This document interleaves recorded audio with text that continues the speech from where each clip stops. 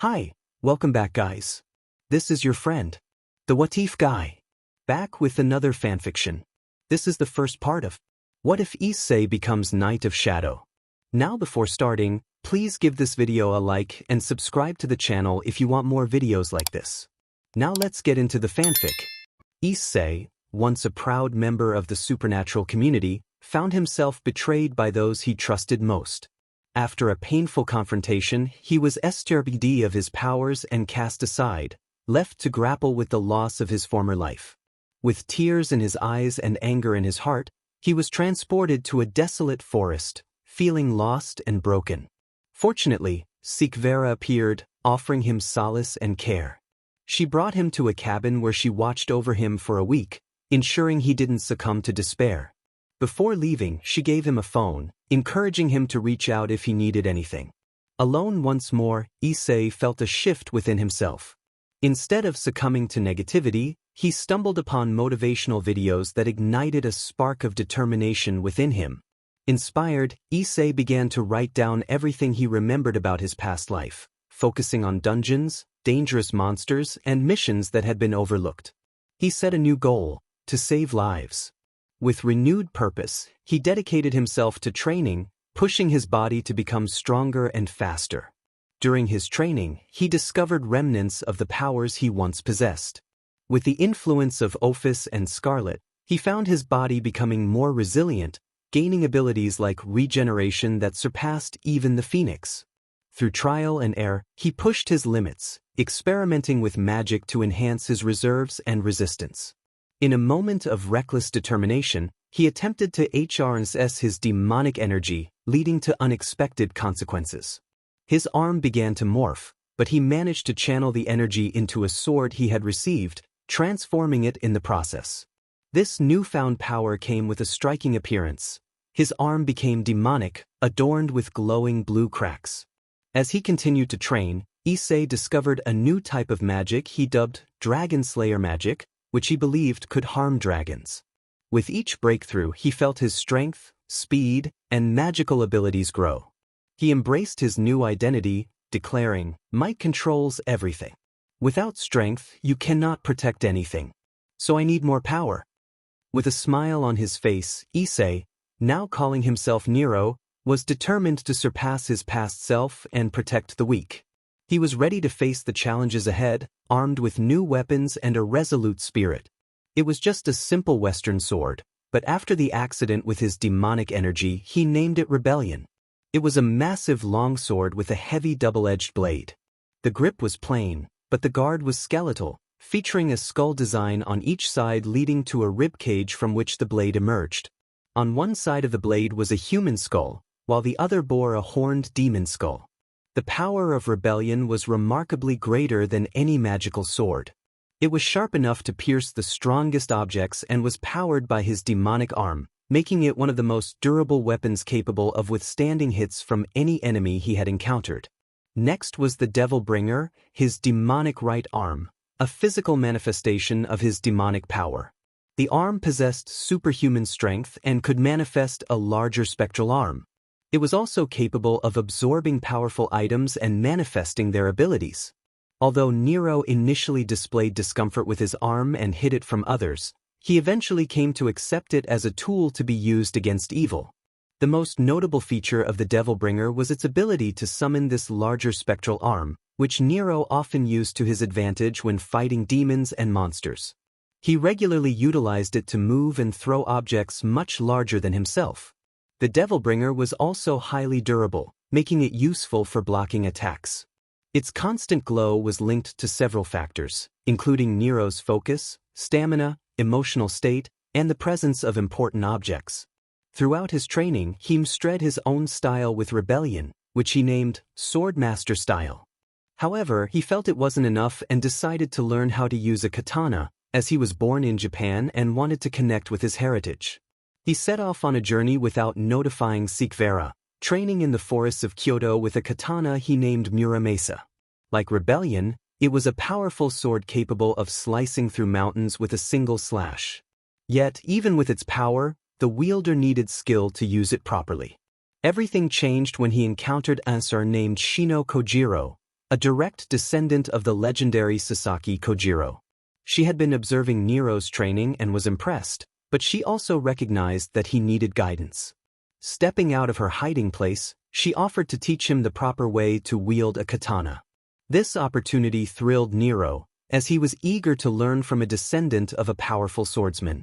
Shino shared stories about Sasaki, captivating Nero and making him wish he could have met him.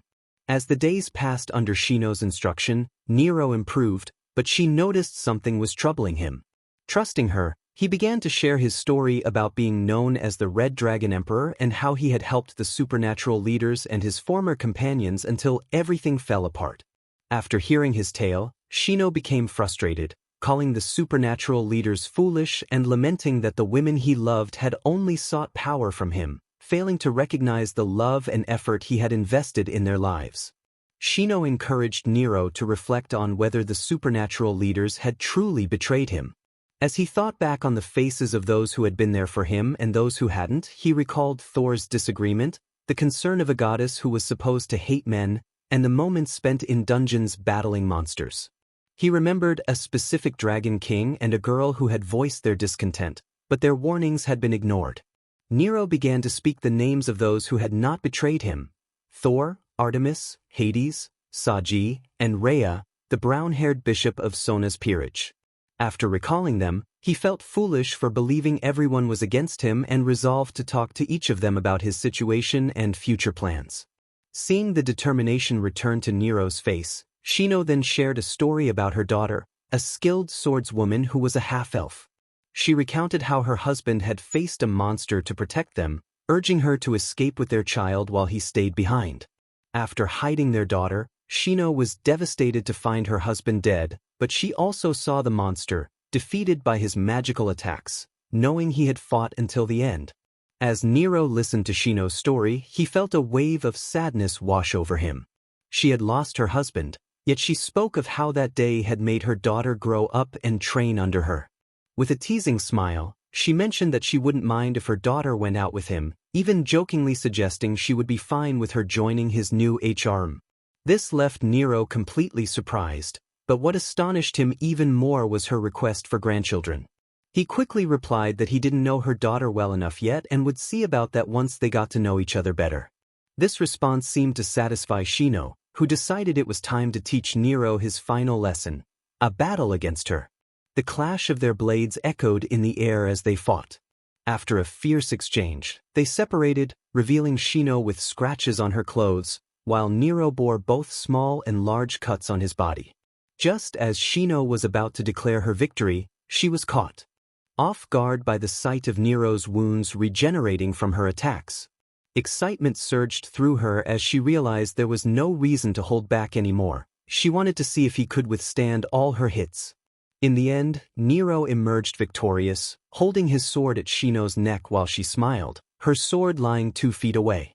They bowed to each other, and as he prepared to leave, he called out, "If you need me, call Devil May Cry, that's my future business." With that, he departed, leaving Shino to reflect on the encounter. Walking back to her home, Shino prepared tea and took it outside to her porch, gazing at the sky. "That boy is special," she thought, a hint of sadness in her smile. "I can't believe Yasaka would trade him away for someone who only values looks. I thought she was smarter. But now it's time for my family to find happiness. I can't wait to see my precious grandchildren.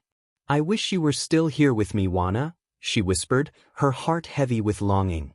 Suddenly, she felt a warmth she hadn't experienced in years. A spectral projection of a man with pointy ears appeared before her. Tears filled her eyes as she recognized him. "Don't worry about Beatrix's future," she spoke softly, even though he wasn't there. "I believe that if she is by his side, they'll both be happy, and our daughter will have her smile back, along with our grandchildren." Her voice grew louder with excitement at the thought of grandchildren, but the projection faded just as the sliding door opened, revealing a appealing elf with refined features and a striking presence.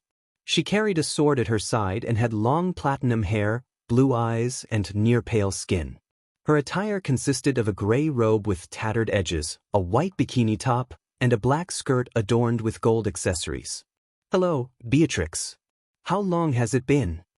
Shino greeted her daughter with a smile, eager to facilitate a meeting that could spark a connection. Beatrix sat next to her mother and replied, "I've been fine, traveling, fighting, and eating delicious foods."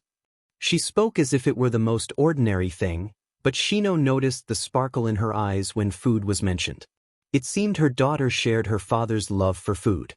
Noticing her mother's tired appearance and the scratches on her sword, Beatrix asked, "Did you have a battle with someone?" Shino began to recount her experiences with Nero. "Well, for a month, I had a guest named Nero," she explained. This piqued Beatrix's interest, as her mother rarely let anyone close unless she knew them well. "I found him in a forest near Kyoto. He was skilled with a sword but struggled to utter the katana.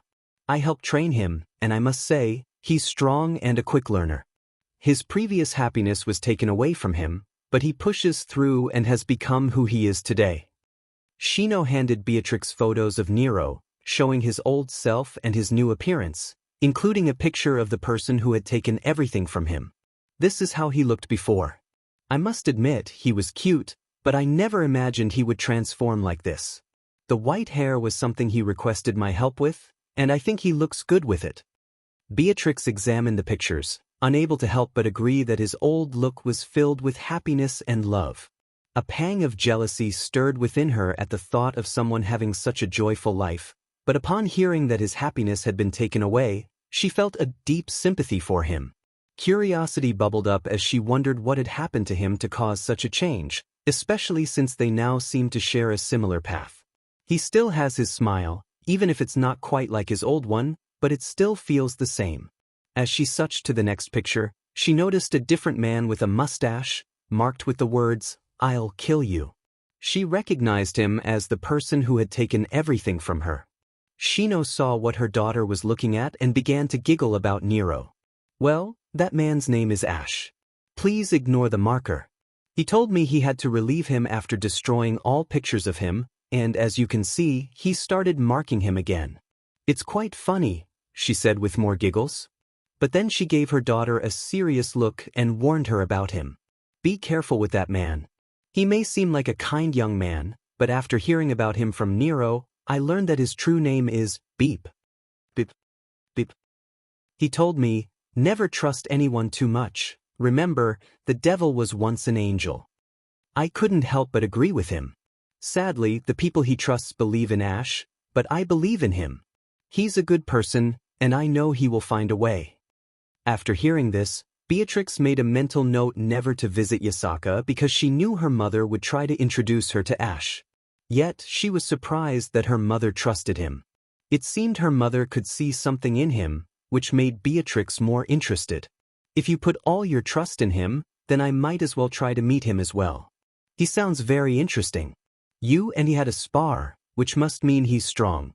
I want to learn more about him." Shino smiled, pleased that her plan had worked. Beatrix was now interested in him. She looked up at the sky, saying, "I guess one person can make a difference. I can't wait to see how much you will grow, Nero." Line break. Back with Nero in his cabin in the middle of the night, he looked at the table where his weapons, Rebellion and Muramesa, lay alongside some supplies for a mission that the factions had disregarded. He settled onto his bed and began to sleep. Line break. In his dream, Nero suddenly found himself in the middle of a wasteland where he saw two versions of himself. One was walking ahead, moving further away, while the other crouched down, surrounded by a sandstorm that seemed to be closing in on him. "For what purpose am I here?" Nero wondered, unsure of what to do. Suddenly, a voice emerged from the storm, saying, "In spite of everything you've done for them, they hate you." Nero turned his head, trying to catch the voices, but another voice joined in, "You're moving into the darkness where your ghost haunts you." He stood still, feeling as if the darkness was trying to consume him. "I can still hear her voice inside my head. Rainer." The voices echoed his past, reminding him of the betrayal he had faced from those he once cared for. "I want to kill all of them. I want to tear them apart." He began to walk toward the crouching figure, which morphed into Rias and everyone who had betrayed him. With Rebellion in hand, he prepared to strike. But before he could land a blow, the other version of himself appeared, holding his sword and preventing the attack. This surprised Nero, filling him with anger as he tried to push through, but his other self held firm, questioning him with a look that seemed to ask, "Are you sure about this?" Then a tiny voice spoke, "Issei Hyoudou doesn't kill people." This made Nero stop and drop rebellion as his other self continued on his path. More voices filled the air, some familiar, others forgotten. He heard Saji's voice, "You're not a Jarkan, Issei. You see things, you do things, you make choices. Even when you win a battle, you encourage people, even me." Reflecting on his past actions, he thought, "I wish I had done things differently and said different things to my friends and those who still help me, even those I almost consider my enemies." Saji's voice returned, reassuring him, "None of that matters, Issei. You're my friend." Hearing that voice brought tears to his cheeks once again. Nero continued to move forward, but a big question lingered in his mind, "I don't know what to do." Those words echoed in his thoughts. Things had changed from his original plan, and he felt frustrated. He had trained his body, but what he lacked was clarity of mind. Suddenly, another voice spoke to him, "You start by doing the hardest thing. You forgive yourself." After those words, more voices emerged, offering compliments that filled him with happiness. It was only natural for this to happen. Issei/Nero was never someone who sought wealth or romance. He only wanted words that could fill his heart with joy. As he processed these thoughts, someone appeared before him at the end of the storm, his parents. His father began to speak, almost pleading, "We are your parents, so please be our son again." Those words struck deep, and the betrayal hurt him profoundly. Yet, the motivation helped him push forward, even as a small part of him whispered that he could go back. Nero walked past his parents, noticing their shocked expressions as they turned to see him moving away. Without looking back, he declared, "I had a father. His name was Credo."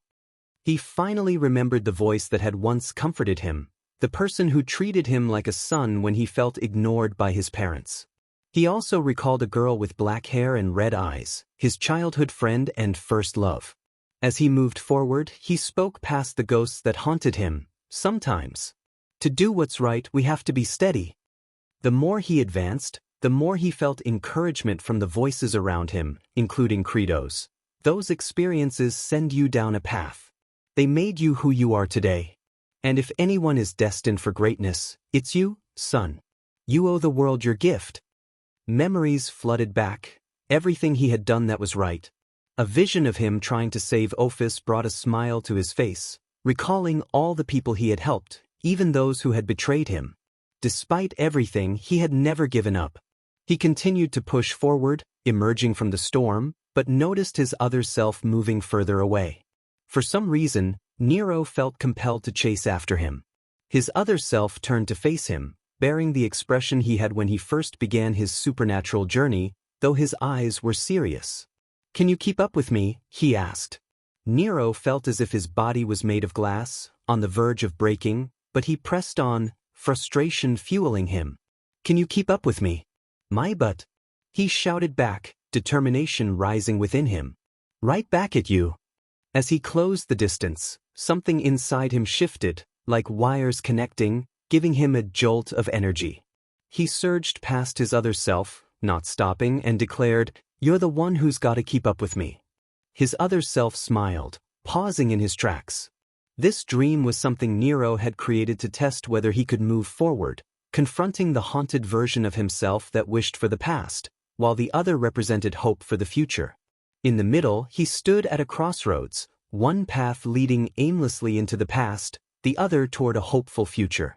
Nero didn't want to follow either path. He wanted them to follow him as he ran ahead toward the horizon, proclaiming, "It's the choices that make us who we are. We can always choose our path, and I choose to go forward." Nero woke up in his bed, his amber eyes now serious as he stretched and prepared for the day. He jogged around the city, leaving his cabin and crossing the forest to the street, looking for anything new while concealing his aura from the supernatural. He bandaged his Devilbringer arm, reflecting, "I'm done with my training and dealt with small dungeons around here, so I should be ready to fight that labyrinth. I just need some new equipment and to talk to them," he thought, remembering those who had not betrayed him.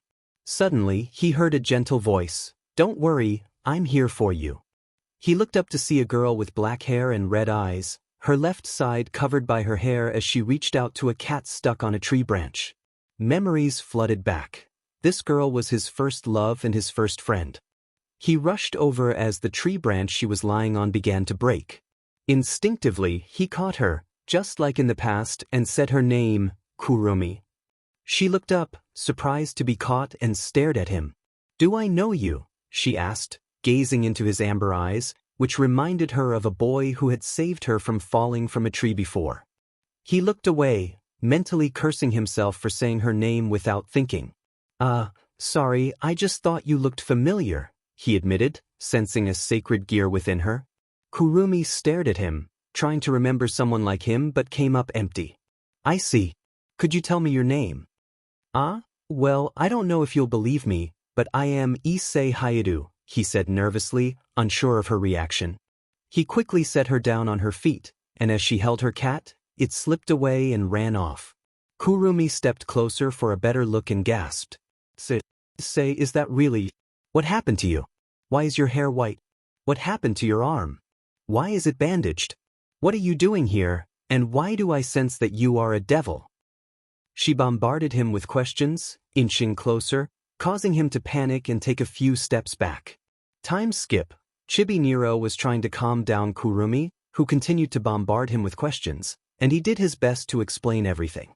"So yeah, that's what happened to me, but I'm trying to get stronger right now," he explained, recounting how she had left him when they were kids and how he hadn't seen Credo anymore. He shared how he had put on a mask in front of his parents, and how he got involved in the supernatural after being killed by his first girlfriend. He detailed his battles, including the one against the Beast of the Apocalypse 666, and how he felt betrayed by those he had fought for, including Vale, who revealed her true identity during the battle. Kurumi listened in disbelief, feeling a mix of anger and concern for her childhood friend. "I can't believe what you've been through. Are you going to confront them? If you want, I could help you. I want to punish Irina for trying to take you from me." "No, let them be. They'll receive their punishment when they realize that Ash is not the kind person everyone thinks he is," he replied with a smirk, anticipating the day Ash would reveal his true self. "I see. Then I won't do anything, but I should thank that girl Sikvara for taking care of you. You need a light in your darkness," she said, her tone shifting from happy to sad. She envied Sikvara for being what Nero needed right now. Noticing her expression, Nero felt a pang of sadness and remembered how he used to comfort her. He gently pressed her head against his chest and hugged her. "Kurumi, don't envy Sikvara. She's not my only light, you're also part of it. When I was almost consumed by darkness, a light appeared for me, and you were part of it. Besides, I may be selfish, but I love you and her. I've always loved you. You were the first person to know the true me." Kurumi was taken aback by his words, tears welling up as she wrapped herself closer to him. "Nero, I have to tell you something about how I got involved with the supernatural. Once I finish, I want to hear what you think." Nero nodded, rubbing her head. "Of course. If something terrible happens, believe me, I will do everything I can to help you." Kurumi began to share her story. She had been returning home from school when she was suddenly attacked by a stray devil. Just as she was about to die, she was saved by a fallen angel named Erin, who introduced herself as an ally of justice. Erin explained the supernatural world and asked Kurumi if she wanted to unlock her sacred gear to help her hunt stray devils. Determined to protect her family, friends, and her special person, Issei/Nero, Kurumi accepted and unlocked her sacred gear, Zefgil. She teamed up with Erin to hunt stray devils in her spare time, achieving a kill count of. But then one day, everything changed for Kurumi when she decided to invite Erin to her best friend Sawa's house. Erin accepted the invitation, and Kurumi's intentions were genuine. She sensed an aura of sadness around Erin and could tell she was suffering from some sort of depression, possibly related to Grigori. Kurumi thought that Sawa's cat could help comfort Erin, as animals often do. However, as Kurumi approached Erin, she was met with a horrifying sight. The body on the ground that was supposed to be a stray devil was none other than Sawa, lifeless. Erin was holding an artifact, the sacred gear. Kurumi was engulfed in despair as she realized that Sawa was the stray devil she had killed herself. Things spiraled out of control, and Kurumi felt herself slipping into a juggernaut drive state. In a moment of clarity, she used her fourth bullet on herself to reverse time, stopping her transformation and returning to the moment when despair first overwhelmed her. It was then that Eren revealed her true plan: to take every sacred gear in the area and infect humans with a virus to make them appear as stray devils. This would give Eren an excuse to eliminate them and collect their sacred gears, which she intended to deliver to Grigori for praise and the affection of Azazel. After this revelation, Eren thanked a horrified Kurumi for her efforts and then blacked her out to steal her sacred gear, a lost Longinus type. When Kurumi regained consciousness, she was surprised to see Credo fighting Eren. In a surge of anger, Kurumi yelled, "I'll kill you," causing Eren to retreat, knowing she couldn't handle both Kurumi and Credo. Credo checked on Kurumi, ensuring she was alright, but deep inside, Kurumi vowed to kill Eren for betraying her trust and for taking advantage of her once pure heart. She was determined to prevent the virus from spreading and turning others into fake stray devils. Credo took Kurumi home, advising her to stay away from supernatural beings. Undeterred, Kurumi began creating clones of herself to establish a vast information network, seeking details about Eren to enact her revenge. Kurumi reflected on her story, feeling disgusted with herself. "I did so many cruel things. I killed innocent people with my own hands. I thought I was doing something good, that I could protect everyone, including you, if I saw you again. But I was weak." Tears filled her eyes as she recounted her actions, realizing she had become a monster, manipulated by a fallen. Nero listened silently, feeling sadness for her plight. He understood the harsh realities of survival, but it angered him that Eren had taken advantage of Kurumi. He saw parallels between her story and his own experiences with Reiner. The only thing he could do was embrace her. "I don't care what you did. Even if you have BLD on your hands, you didn't know you were being manipulated. I swear I will help you kill her. I'm here for you." Kurumi, hearing Nero's words, shed more tears and wrapped her arms around him, finally able to release the pent-up feelings of suffering and despair. She knew that he would choose her over the world, and that was a comforting truth. As things began to calm down, they shifted the conversation to lighter topics, trying to forget their past suffering. Nero eventually shared his plans. "So far, I need to gather weapons to prepare for the upcoming battle in the labyrinth near Romania," he said, contemplating where to find supplies. Kurumi replied, "You have 2 swords and are good in close combat, but I wouldn't recommend going in there without a gun. You'll need a lot of firepower if that place is dangerous." With that, she conjured what appeared to be a treasure chest and handed it to Nero. Curious, Nero opened the box to find 2 sleek black revolvers. "Kurumi, how did you get these?" he asked, examining the weapons. "I have connections in the darker parts of the city and work as a hunter, eliminating supernatural threats. I received these as a gift from a craftsman, and I thought you could use them," she said, nervously scratching her cheek, unsure if he would appreciate the gift. Nero, "No, these are fine. I was actually thinking about getting some weapons or even creating my own. I learned a type of magic called transmutation, so I can improve them or make new ones while I collect stones from that labyrinth. Thank you for the gift," he said, leaning in to kiss her forehead as a thank you, unaware that it made her blush.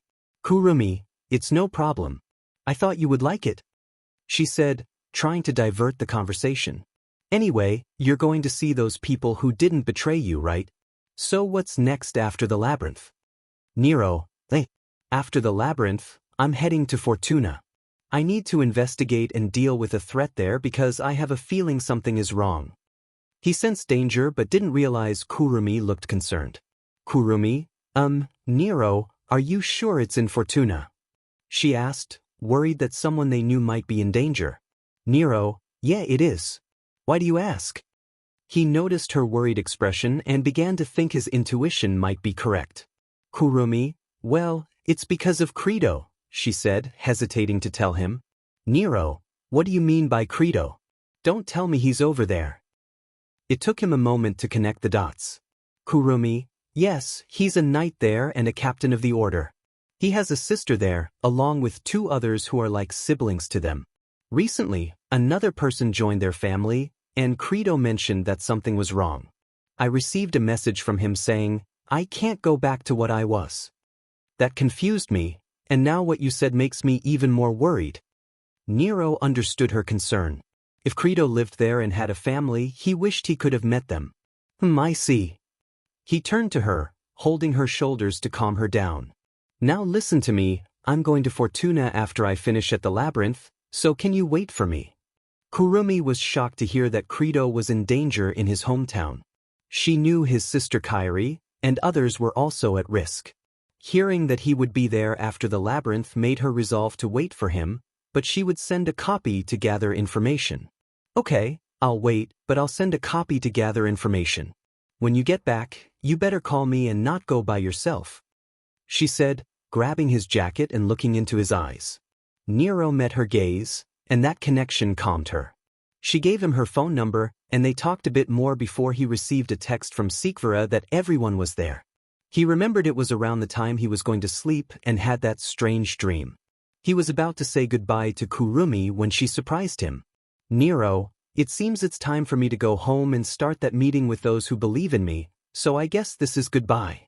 I gave you the address, so if I'm back, you can come and see me.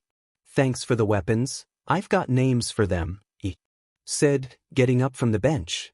To his surprise, Kurumi also stood up and stared at him. Kurumi, yeah, it's goodbye, and thank you for everything. You're always there for me just like in the past. Honestly, you're my special person, she said with a smile. Nero, yeah, in this dark world, you are my light. It's not just you, it's everyone who has been with me and still believes in me. I believe there will be more lights for me in the future. By the way, I've been meaning to ask, what does special person mean? Hearing those words made her blush as she stepped closer, pressing her lips against his. Nero was taken aback, while Kurumi closed her eyes, a blush on her cheeks. When the kiss ended, she took a few steps back, almost heading down a different street before turning her head. Kurumi, what it means is that the special person is the one I love. Yes, it's you. I love Issei Hyoudou. No, I love Nero. I'll see you soon and please come back safe. By the way, that wasn't our first kiss. I took the first one. If you think Irina took it, then you're completely wrong. I'll be waiting for you to return home. After saying that, she disappeared around a corner like a shadow. Nero stood there in shock. The girl he had always loved in the past loved him back, and he realized Kurumi had taken the first kiss, not Irina. After a few moments, he began to recompose himself. Something deep inside him felt light and happy, and he started walking toward the cabin for the meeting. The cabin. Inside, multiple people gathered. They were all sitting in chairs or on the couch, looking at each other in surprise. Saji was staring at Thor, his wife Sif, and their daughter Brur.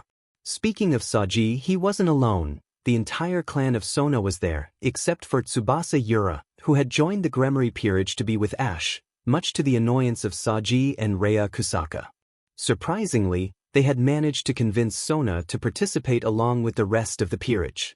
It wasn't just them. Hades, Persephone, and Artemis from the Greek pantheon were also present, along with Latia Astaroth, who wanted to check on Issei and see if he was alright. The last group included Tobio Ikuse and his girlfriend Issei Hyoudou, Natsu Minagawa, a fan of Issei's show, Cookie Samejima, the brother of Big BRST, and Shigyun Nanaduru, Cookie's girlfriend. Who would have thought that the quiet girl would end up with the loud delinquent? Finally, there were Lavinia Reni and Suzuha Himejima, Akino's cousin. The last person in the room was Sikvara Agars, who was holding her phone and waiting for Issei, now known as Nero. Sikvara hadn't seen Issei in a while, only when she brought him to this cabin. She had heard he was done hiding and was ready to start his business, which surprised her but also made her happy for him. Suddenly, a knock on the door broke the silence, and everyone turned to look. Sikvara spoke up, "You can come in, Issei. Everyone is here, so no need to be nervous." After a moment, the door opened, and everyone was shocked to see a white-haired boy with amber eyes. Hades seemed to be the only one who recognized him, while everyone else was taken aback by how much he had changed. Had he gotten stronger? What happened to his arm? Why did he look so different? Nero smiled slightly and said, "Hey everyone, it's me, Issei, but you can call me Nero now. I decided to change everything, starting with my name." His smile caused a few girls to blush.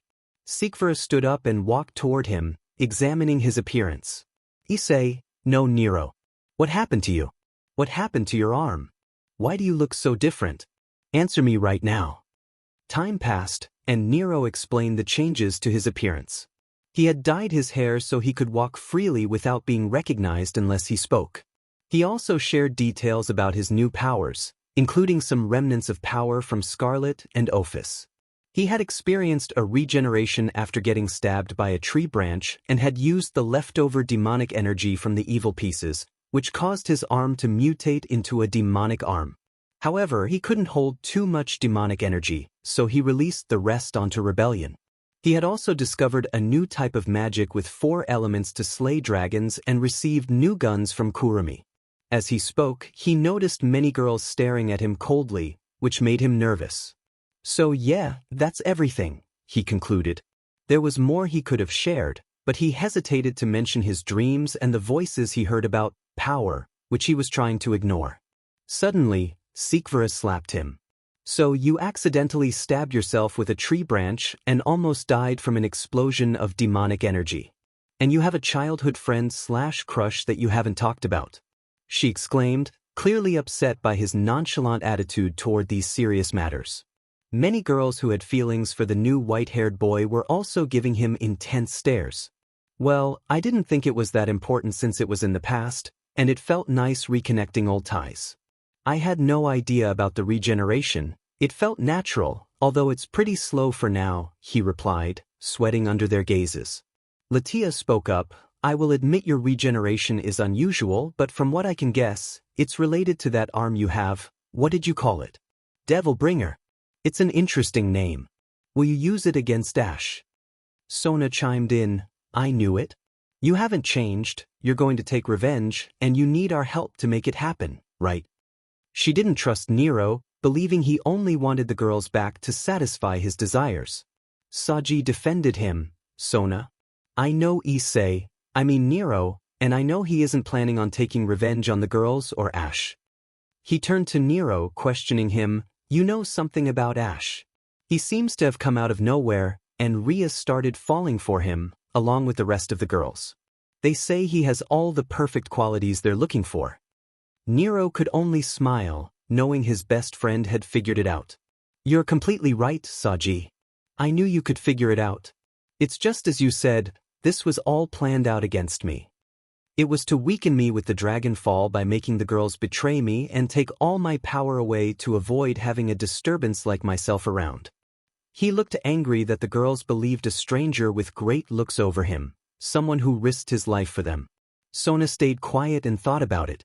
Everything sounded like a perfect plan to get rid of a powerful threat like Nero and to have the enemy hide themselves with the allies. But Sona couldn't believe it. The man she had fallen for was the enemy. "That's a lie. There's no way Ash could do that. There's just no way." Nero replied, "I see he almost had you in his grasp. Sona, he's dangerous, so I recommend that you calm down and stay away from him. Don't let him catch you, or you'll be in his grasp, and the Citri clan will fall." He spoke to calm her as she started taking deep breaths. Thor interjected, "If he's so dangerous, then why don't we just get rid of him? It should be easy if we sneak attack him when his guard is down, and no one will stop us," he said confidently, gripping his hammer. Nero shook his head. "It's too rash. Everyone will turn against you. All I can say is keep your loved ones away from him, and for every girl, do not get close to him either," he said seriously. Artemis challenged, "Do you think we can't protect ourselves? Do you think we are just princesses waiting for rescue? Then you are a fool to believe that," she said angrily, asserting their strength. Brewer added, "Yes. Do you think we're weak? If so, then fight us right now." She crackled with energy, ready for a fight. The other girls shared her fierce determination. Nero responded, "No, I do not consider you weak. It's just that the enemy is a rotten snake. Sure, he has the power of Delia, the Red Dragon Empress, as well as Scarlet and Ophis, but that's not what I mean. He is someone who will try to take advantage of you, gather information for your enemy, and finally, he'll strike when you least expect it. We all know who he is, an old enemy who is supposed to be dead. And his name is Beep. Beep. Beep. A moment of silence filled the room. No one spoke, everyone wore a terrified expression, especially the females. Some gasped and covered their mouths, feeling sick at the thought of that person being involved with people they knew. One person couldn't take it. Saji quickly ran to the bathroom and threw up. The others remained in shock, except for Hades, who knew he was alive. He had tried to retrieve his soul but had no results. Lavinia was completely shocked, thinking about what her little sister was doing with such a man. She wanted to warn Valerie but felt conflicted. She was angry at her for abandoning Nero, and she feared Valerie wouldn't believe her. "You can't be serious, it's really him." Her voice trembled. Tobio exclaimed, "Damn it, he really is a snake. He's sneaking in, passing information to our enemies. Why didn't I notice?" He shouted in frustration, punching the wall and leaving a small crack as Jean watched. Sona felt disgusted. She had almost given herself to that man, and if she had, she would have been devastated to learn who he truly was. She wanted to warn Rias, but if she said anything, they would think of her as a traitor, and that man would use his influence to destroy the Citri house. "I can't believe it. I almost committed the greatest mistake." Nero said, "I know how everyone feels, but you can't say anything. If you do, he'll catch on and make things worse. So I recommend each of you start gathering your forces and prepare for anything." He spoke calmly, and everyone was surprised by his words. They all had to stay vigilant against him, but not too much to draw his attention. Hades remarked, "I see you've grown up, boy. That's why you're preparing yourself for when the day comes, am I correct?" Nero nodded. "You're right. I'm trying to get stronger as fast as I can. I'll tell you my future plans. I'm planning to start my own business, but before that, I'll take on some of those missions everyone left disregarded. The first is the labyrinth in Romania. It has great materials and powerful monsters. Nobody knows what lurks below the 100 floors, so I'll be the first one to get there. Next would be Fortune. Last time I checked, our spy died, and not to mention, people important to me are there." After hearing his explanation, Sona stood up, stared at Nero and bowed. "I'm sorry for misjudging you. I can't believe it, it's so hard to accept, but I'll support you, not just me, but the Citri clan as well." The rest of her peers also stood up and nodded in agreement. Saji smiled, and someone else watched him with love in her eyes. It was none other than Rhea. Thor said, "How can I talk to my army as well as some Valkyries who haven't felt for him yet? We will do everything we can to maintain Asgard. I hope you can support us, Nero." His family nodded in agreement, seeking Nero's support. Tobio replied, "Say no more. We will pass your information on what's going on. Be sure to visit the dog bar, you got that?" He smiled and the group nodded. Lavinia, deep in thought, suddenly stood up. "Akun. No, I mean Neo-kun. I'm sorry for what Valerie has done to you. I should have been a better sister," she said, lowering her head. She wanted to apologize for not keeping Valerie in line. Nero gently responded, "It's not your fault, Lavi-chan. You did everything an older sister would do, this is her choice. So there's no need for you to apologize. Besides, I'm angry at her, not you, so please raise your head and show me that appealing smile." His warm smile made Lavinia blush as she tried to hide her flushed cheeks. She turned away, but couldn't help but think that Valerie was foolish for betraying someone so kind. A few members of the group smiled at her reaction, except for Natsum and Suzu, who shot her jealous looks. Suzaku said, "I would also like to apologize for Akino's actions. If you ever need my assistance, don't hesitate to ask." She spoke calmly, feeling guilty about Akino's behavior. Nero replied, "Like I said to Lavinia, I don't blame any of you. I only blame them. My focus is on them and the factions, but I won't help them unless it involves my loved ones. The people here are the ones I care for now." His confident words caused an uproar among the girls present. all of whom had flushed cheeks, except for Saji's girlfriends, Momo and Ruruko, as well as the two older goddesses who were married. Rhea closed her eyes and placed a hand on her cheek, letting out a joyful fufufu. Natsum had a happy expression, though a hint of pink colored her cheeks as she giggled. Lavinia's imagination ran wild, while Suzaku placed a hand on her chest, feeling her heart race. Artemis was completely red, muttering things like womanizer, while Brewer wondered about the rapid beating of her heart whenever she looked at Nero, her mother smiling at the thought of becoming a grandmother soon. Thor regarded Nero with a competitive spirit, thinking if he wanted to take his daughter, he would have to fight for her. Hades said, "That's sweet of you, boy, but I do not need your kindness. If that's all, I will excuse myself." However, Nero placed a hand on his shoulder and said, "Before you go, I have something to tell you, Lord Hades. I believe it will come in handy." With a kind smile, he aimed to gain the support of the god of the underworld. Nero offered Hades advice on improving his love life with Persephone, suggesting a new form that would make him more attractive. When Hades took on the new form, all the girls had to admit it looked good on him. Persephone, in particular, couldn't help but admire her husband, her eyes sparkling with affection. She quickly grabbed Hades by the shoulder and dragged him toward the magic circle. "Thank you very much, Nero. My husband looks wonderful in this form. I feel like I'm falling in love with him all over again. You have my support, and if you ever need anything, I wish you good luck on your journey." With that, she kindly teleported away with Hades. The room fell quiet, and the men gave a salute to Hades, knowing he would need it, as they believed Persephone wouldn't let him rest for a while. As everyone discussed supporting Nero, they began to leave, with Latia being the last to say goodbye. Riva decided to stay with Nero for the remainder of his rest day before he headed off to the labyrinth, determined to set her feelings straight. Outside the cabin, Nero spoke to the last guest, Latia Astroff. "I would like to spend more time with you, but it's about time that I retire," she said calmly. Nero thanked her for coming to see him. She stood up and said, "I hope we see each other again, Nero-kun." "Of course, we'll see each other again, Latia-san," he replied with a smile. Latia didn't like the idea of leaving him alone, but she had to go. She thought of a way to keep in touch. "Nero, do you have your mobile phone?" she asked, feeling shy about the question. "Yes, what? Do you want to make a call?" he replied, curious as he took out his phone. "Could you lend it to me for a moment?" she said, a bit embarrassed.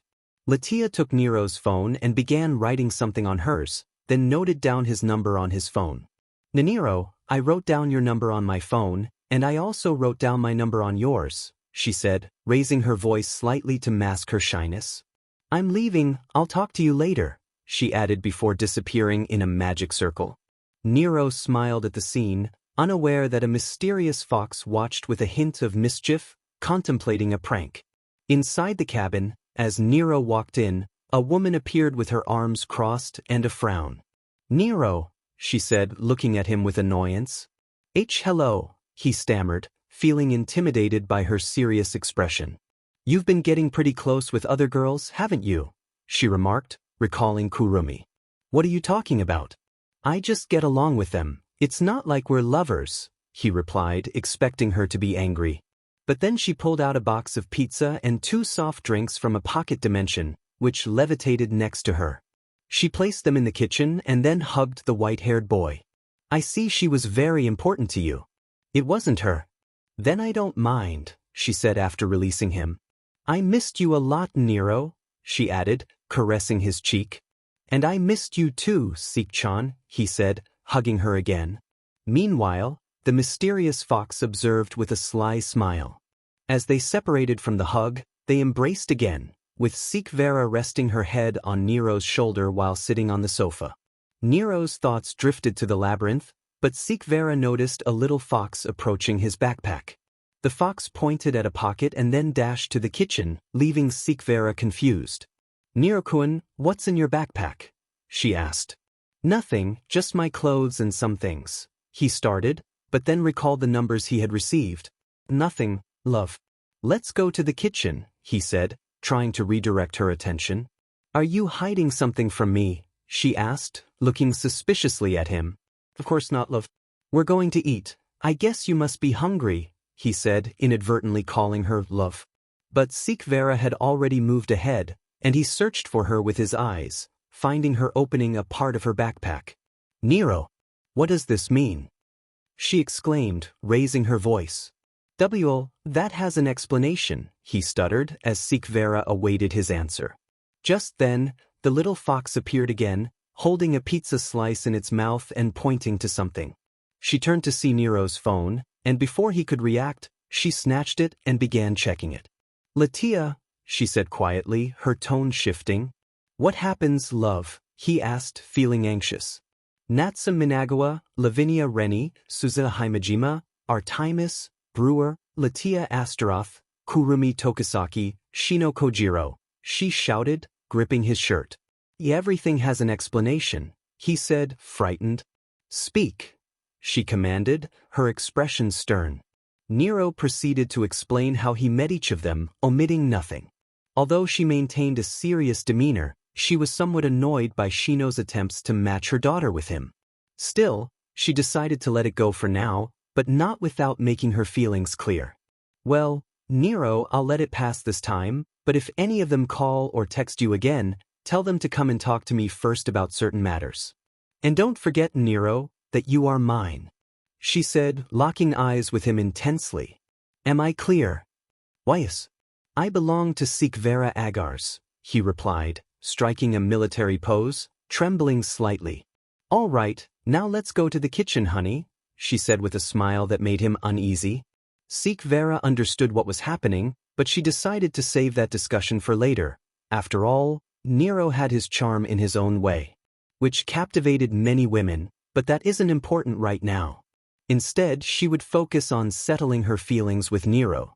Nero and Sikvera went to the kitchen to bring the pizza and drinks to the living room, where they ate and drank quietly while watching a series together.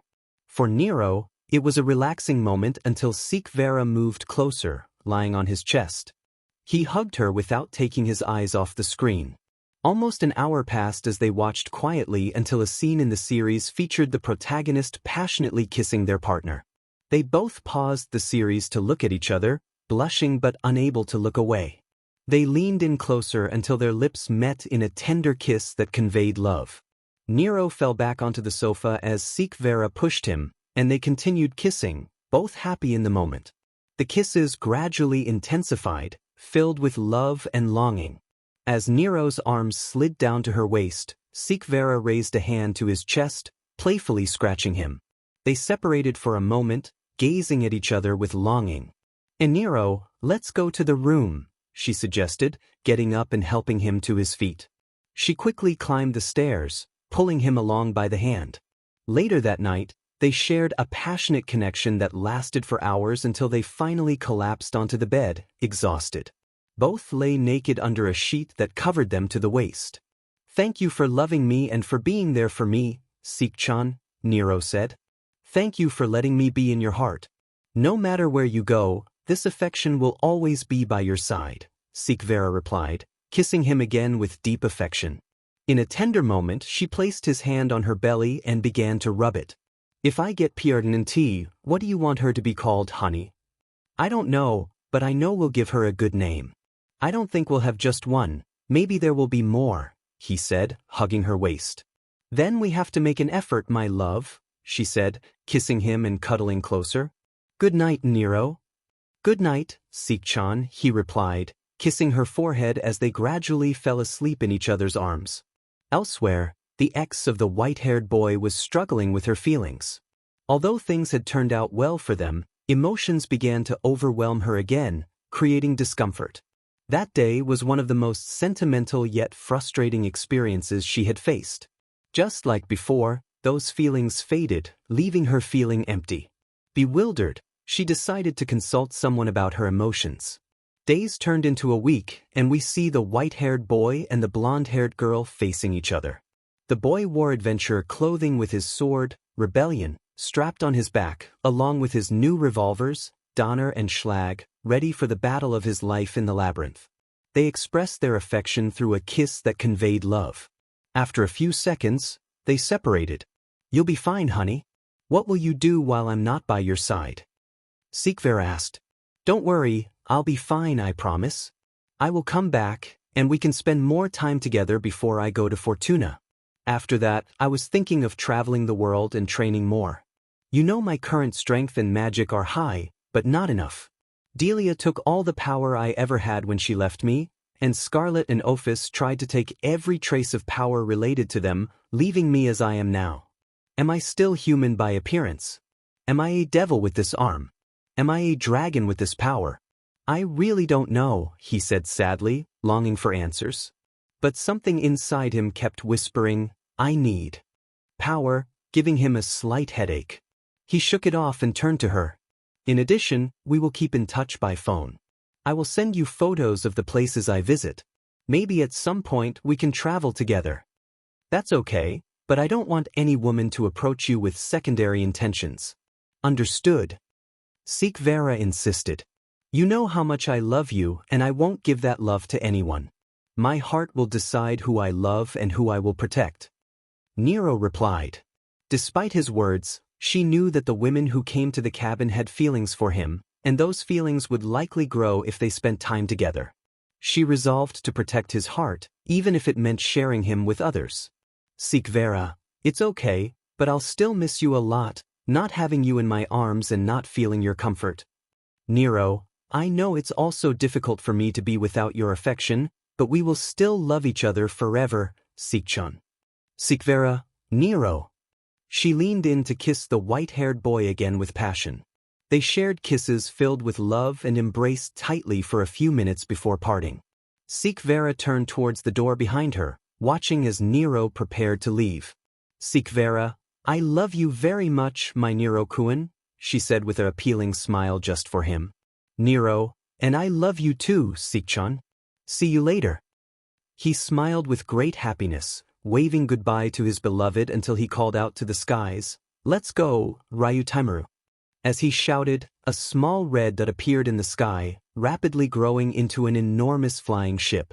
Responding to its emissary, Ryutaimaru used a magic circle to teleport Nero inside.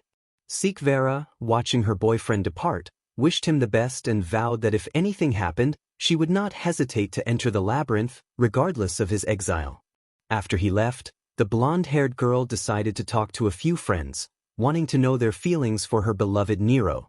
Inside Ryutaimaru's deck, Nero stared at the sky. He felt fortunate that Ryutaimaru had not abandoned him, but instead accompanied him on a small journey to Kyoto along the path of the sword. Nero, I'm glad to have you here, Ryutaimaru. Even if my power isn't what it used to be, it seems you've changed too. Maybe it's because of the new powers I've gained.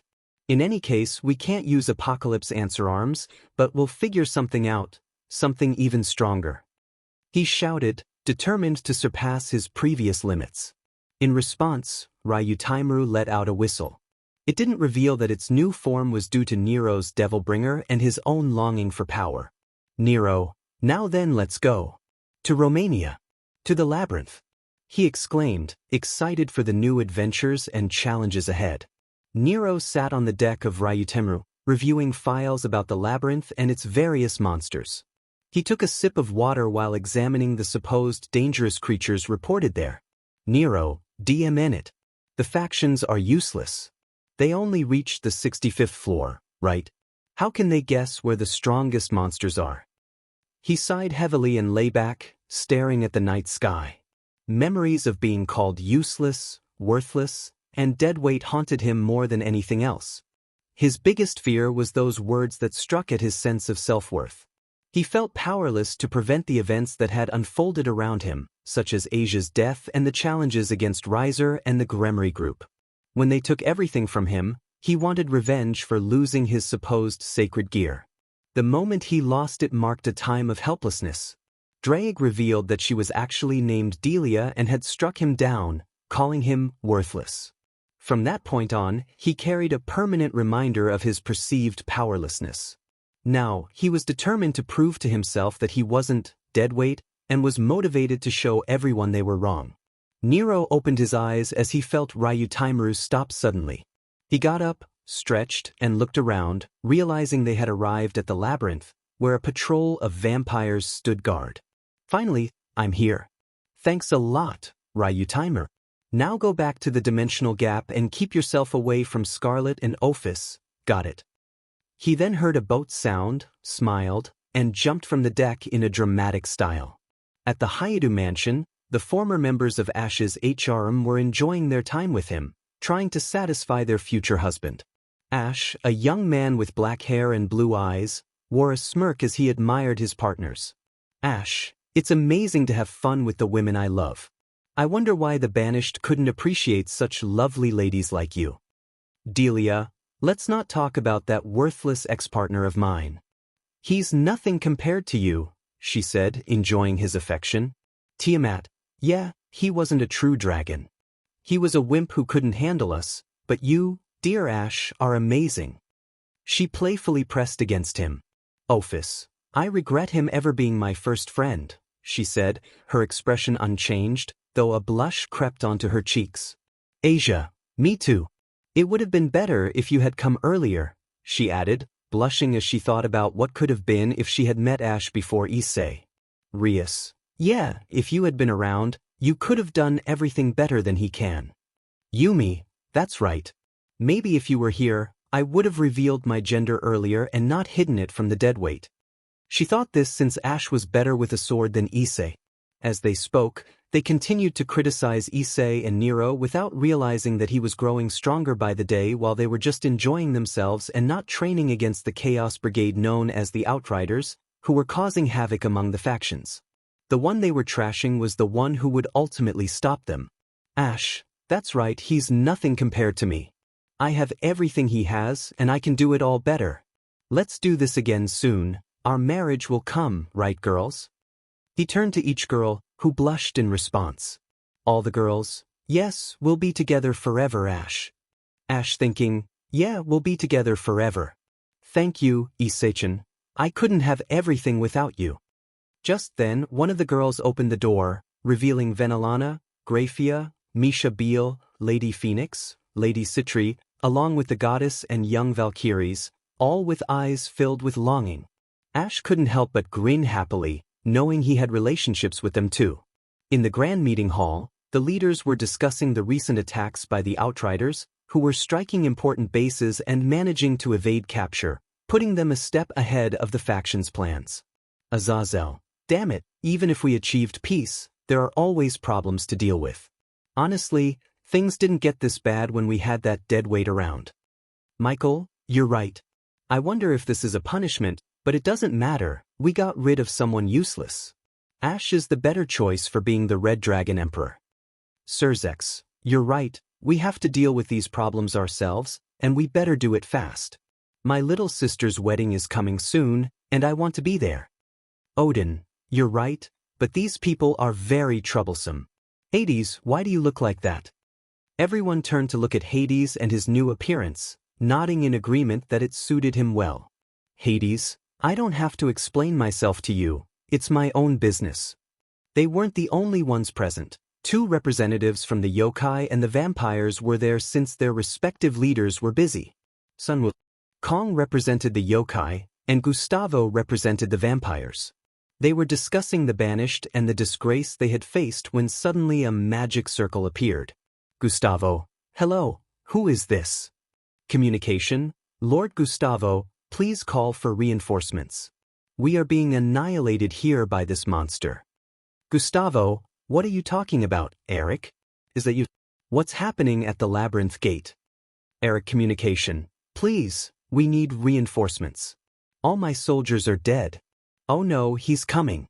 Please save me. No, wait, please don't kill me. I'll do anything. His voice grew louder, causing everyone in the hall to listen intently. Communication, bang. Bang, bang, bang the sounds echoed, freezing everyone as they heard Eric scream in terror before the connection broke, leaving only the word, jackpot.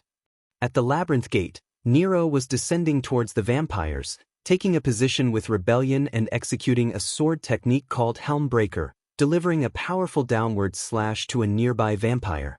A huge impact resonated, drawing everyone's attention to the crater where a vampire stood frozen in shock. Vampire 8, hey Jack, Are you okay? That guy behind you. He couldn't finish as horror struck him. Jack had been cut in half, blood spilling out as the young man with white hair wiped his sword clean. Nero thinking, a normal person wouldn't be alright with killing like this. I don't feel anything, no sympathy, shame, or guilt. I've grown cold.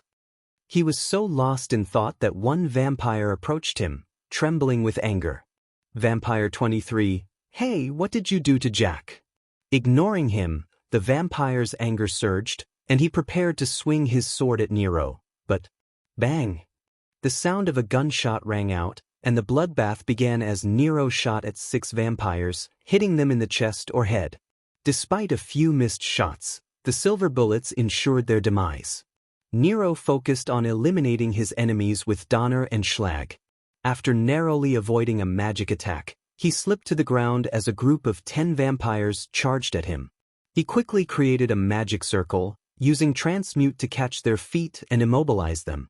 As Nero inhaled deeply, fire began to gather in his mouth.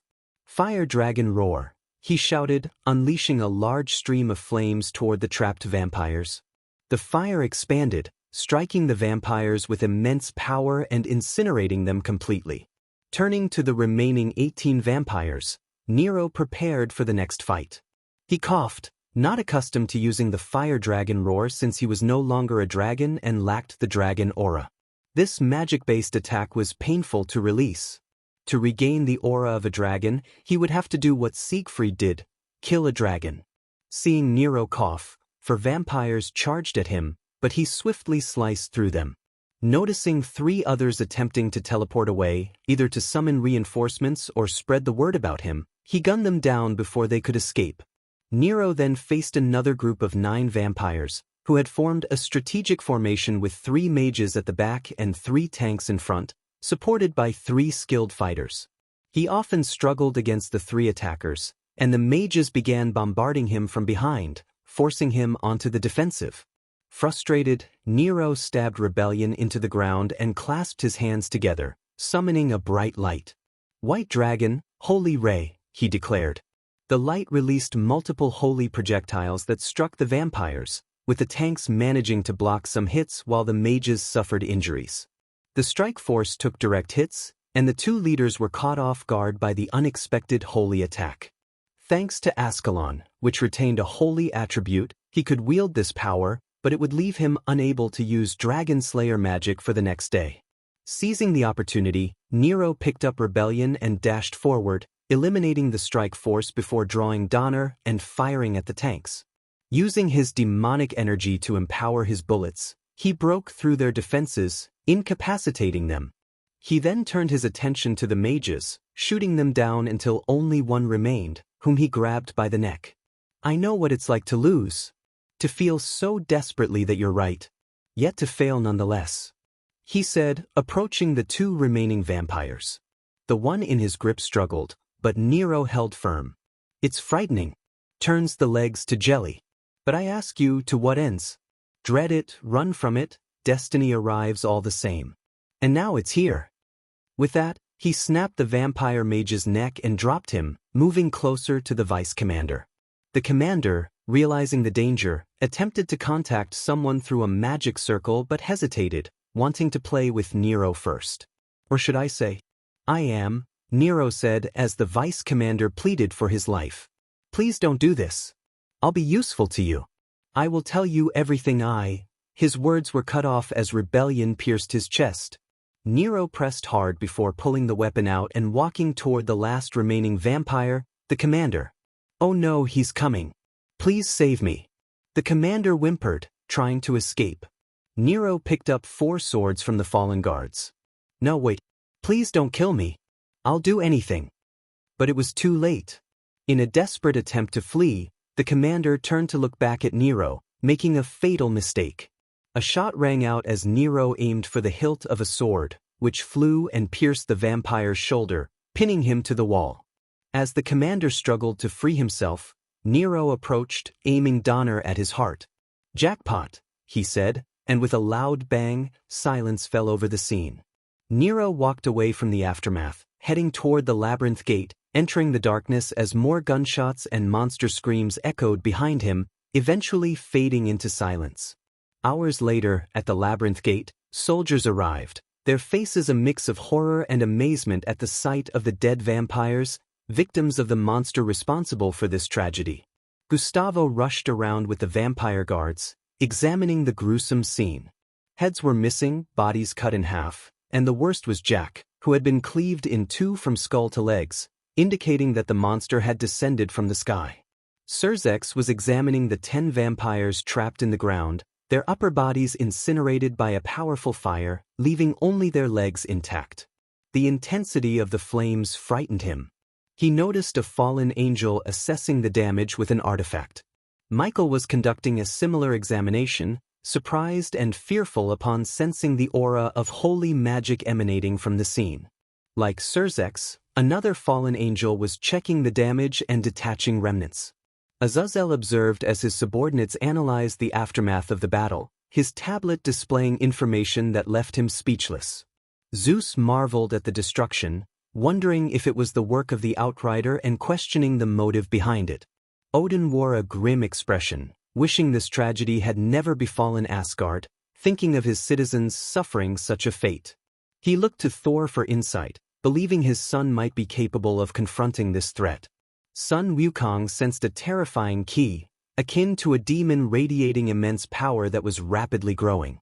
Thor was impressed by Nero's strength but recognized that he needed more training to reach his potential. Hades smiled, having been collecting the souls of those unfortunate enough to cross paths with the demon. Inside the labyrinth, Nero was smashing, slicing, and shooting his way through every monster he encountered. He paused to study one creature, learning its movements and weaknesses to grow stronger, allowing his instincts to guide him. On the 65th floor, he faced a monster named Behemoth, while a group of skeletons, known as Trom soldiers, blocked his exit. Armed with Rebellion in his right hand and Donner in his left, he began to dispatch the skeletons, ignoring the Behemoth, which grew increasingly angry. As he obliterated the skeleton army, the Behemoth charged at him. However, it was halted when Nero grabbed its horn with his Devilbringer. He leaped into the air, slamming the Behemoth down, leaving a massive impact on the ground.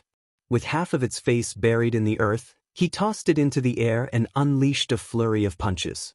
For his final move, he delivered a powerful strike to its head, snapping its neck and sending it flying off the bridge. "Bye-bye," Nero exclaimed, pulling out Donner and aiming it at the spot where he had thrown the Behemoth, smoke curling from the barrel as he grinned. In the grand meeting hall, various factions gathered around a table, each member displaying a mix of emotions. Among them were heirs from devil families, all uncertain about how to address the recent massacre near the labyrinth. Finally, Azazel stood up. "Listen up, everyone. A massacre, or should I say a bloodbath, occurred at the labyrinth. We don't know who the perpetrator is, but they possess immense power, possibly part of an organization. The extent of their strength is evident in these images," he said, displaying the destruction caused by Nero.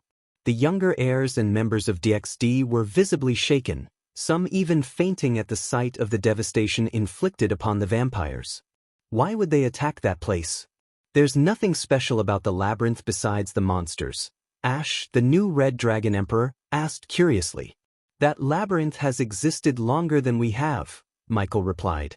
"We're fortunate that the monsters remain contained, but their numbers are overwhelming. I sense strong individuals within," Ophis added. "However, I couldn't teleport inside due to an anti-magic field preventing easy access.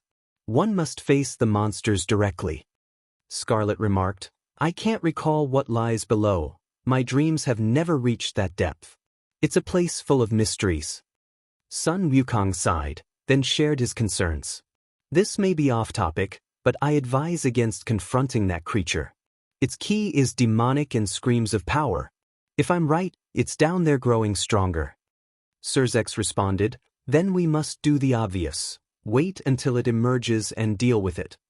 "I can't be one person, it's impossible. How can someone have draconic power, holy power, and the strength to kill with a sword?" Azazel said, "I think we should start preparing countermeasures against that thing." It uses a gun as well. We found silver bullets in the bodies of the vampires, so this person knows their weaknesses. Valerie replied, "It doesn't matter. All we have to do is crush him. He's probably just a small fry who knows how to fight and exploit weaknesses." Rias added, "Valerie is right. Let's not forget we have Ash with us. He can easily take down this person." Almanil chimed in, "Yes, Ash will avenge my people, right?" Ash confidently stated, "Yeah, that person has nothing against me. Besides, I'm the strongest, and I'm here to protect you all." Everyone smiled at Ash's words. He was the hero, the leader of their group, and the fiancé of many women who had once been with Nero. Now, he was known as the Banished, a name that concealed his true power. Unbeknownst to them, the Banished was the one who had defeated the vampires and would continue to eliminate anyone who dared to challenge him. While they praised Ash, those allied with Nero exchanged glances, grinning at the thought of what was to come. They knew the truth about Nero and how strong he would become, perhaps even a legend. Inside the labyrinth, a white rabbit jumped through the air to avoid something before a loud bang echoed, striking it on the head. The one responsible was Nero, but something was different about him. His once amber eyes were now a fierce red, and his hair seemed whiter than before. "Damn it, those leaders are nothing but liars." He yelled into the abyss of darkness. He had reached the 100th floor, only to discover there was a lower level in the labyrinth. "I should have never trusted their information. This place might have 200 floors or more," he exclaimed as he pressed onward. What happened to him? Let's rewind a week. A week earlier, Nero sat against a wall, checking his supplies after collecting various minerals and materials from the floor. Everything was going well, but something crucial was missing: food. "Damn it, I'm going to starve down here. There's nothing to eat, and if I go back, there'll probably be guards waiting for me. What should I do?" He muttered to himself, unaware of a monster approaching from behind, letting out a roar. As he turned around, he quickly began to transmute himself, giving the monster the middle finger. He descended far enough that the monsters could never reach him. As he went deeper, he felt a change. The room suddenly brightened. He decided to transmute the ground to see what was happening, and what he found left him speechless. He discovered a rock the size of a basketball radiating an appealing light. This mineral was buried and fused with the surrounding rocks, releasing a liquid. It was a stunning and mysterious stone, emitting a darker blue light than aquamarine. This stone was known as a divine stone, a rare crystal considered one of the greatest historical treasures in the world. Angels regarded them as a lost legend. Divine stones were created when a large group of magic crystallized over 1,000 years. They were typically between 30 and 40 centimeters in diameter, and over hundreds of years, their saturated magic liquefied and seeped back into the earth.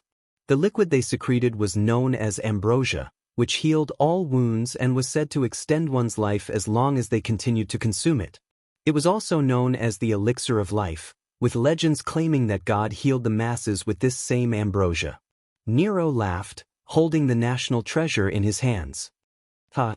I can't believe something like this fell into my hands. Honestly, Michael would want this, but too bad it's mine." He reveled in his discovery, but his joy faded as his stomach grumbled.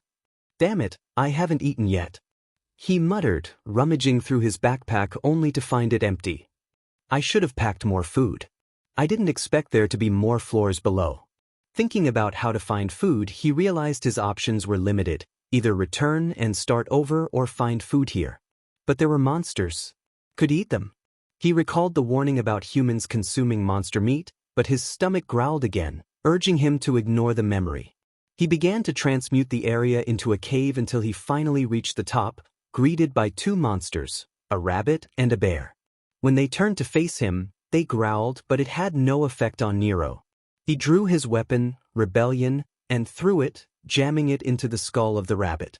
Seeing how his lunch was brutally killed, the bear started acting erratically, and though it tried to escape, it was no match for a hungry beast. Nero declared, "You ain't going anywhere. You'll be my food." He began to drag the bear's face across the ground, slamming it against the wall repeatedly. Finally, Channeling his demonic power, he destroyed the bear's head with his Devilbringer. After finishing his brutal confrontation, Nero took a stone test tube from his pocket, quickly drank its contents, and felt his body begin to recover. Once he was back to full strength, he placed the bear's body next to the rabbit's and picked up Rebellion, continuing to drag the bodies. A few minutes later, in the cave where Nero had been for the last few days, the sounds of someone chewing and swallowing desperately echoed. The dim light from a stone illuminated the white bear and rabbit bodies lying on the ground, with Nero in the middle, eating the leg of one rabbit and an arm of the bear.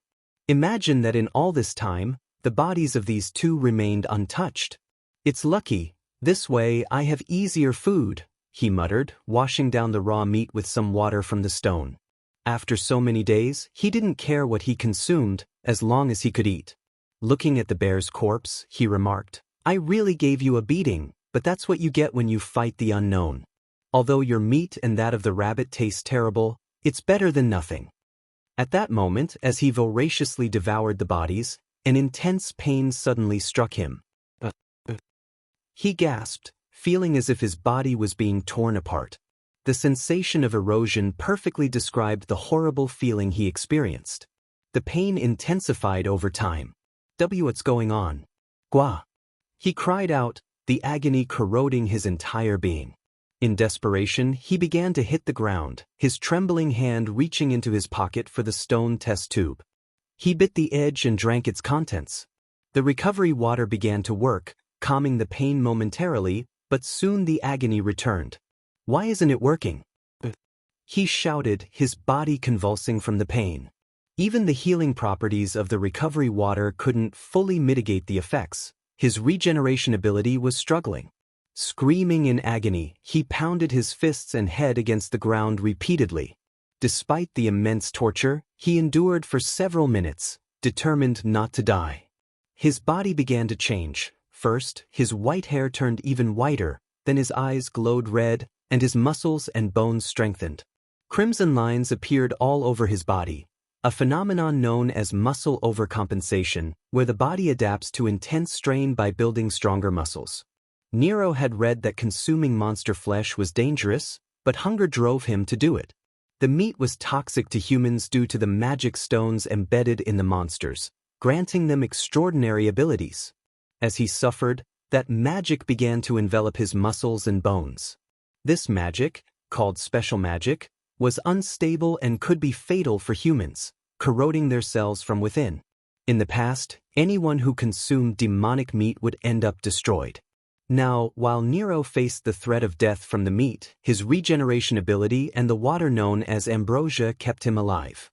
His body was caught in a cycle of destruction and restoration, strengthening at an incredible speed.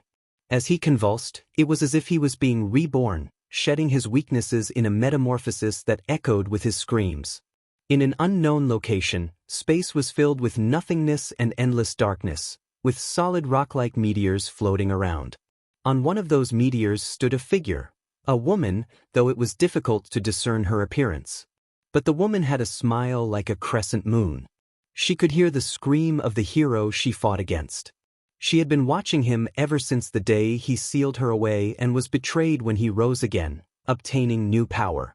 Long ago, when demons existed in this world, she felt a connection to them, but now her focus was on the present. Her beloved hero was getting stronger. She couldn't wait until she had the strength to break free and see him again. "My dear beloved, you are the only one who can fight me," she mused. "Scarlet, Ophis, you two are fools. I will not disregard this hero. As much as I want him for myself, he seems to gather new companions to mend his heart. I will be part of that soon, and I will cherish it, unlike you two. Please wait for me, my dear beloved. I'll be coming very soon."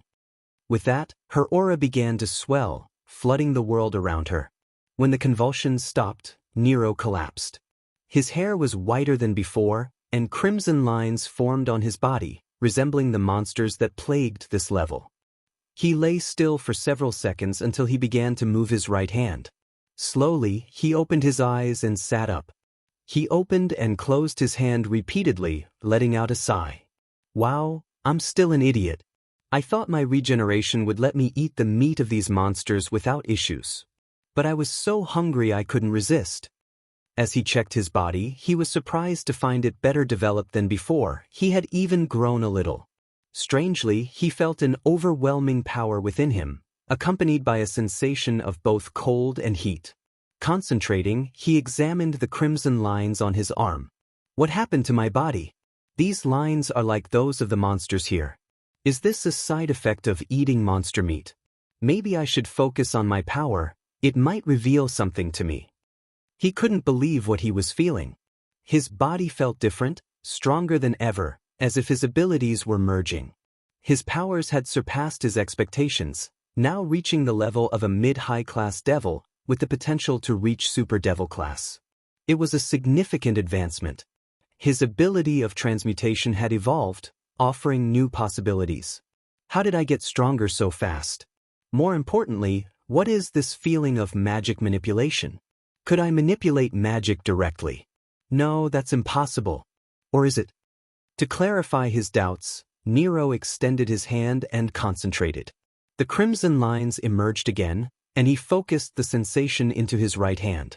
When he attempted to transmute, the ground rose easily. So that's how it is. This feeling is the movement of magic. I no longer need spells to perform magic. Apparently, eating these monsters has granted me this strange ability. I have more skills, I should try them, but I'm still hungry. Nero continued to consume the bodies of the rabbit and the bear until only bones remained, leaving behind the bear's fur. After resting for a moment, he stood up and left the cave. Once outside, he decided to concentrate on his new power and review his skills. Iron stomach. Oh, I see. That explains why I didn't feel pain when eating the monster meat. Now I won't have any issues with that. The next skill is Gale Claw. Let's see how this works. He focused magic into his hand and imagined it transforming into the same claws as the bear. As he moved his hand toward a wall, deep marks were left behind. Wow, now I have the same ability. This will be very useful. Next skill. Flash Step. He smiled, thinking of ideas. This won't be too hard to imagine. He envisioned how the rabbit moved, focusing on speed, and began to run. Just like the rabbit, he left behind residual figures due to his incredible speed. Well, I can move quickly like Yumi does. Now for the next skill, Air Dance. This must be from that rabbit, but he never used it in our battle, so I don't know how to use it. I'll have to improvise. Nero pondered how to utilize the skill. Just knowing the name wasn't enough to figure it out, and he felt frustrated. If only that rabbit had used it, I wouldn't be having so many problems. What if it does what its name says? But I don't think it will allow me to walk in the air. What if it allows me to create something to walk in the air? Something like a platform.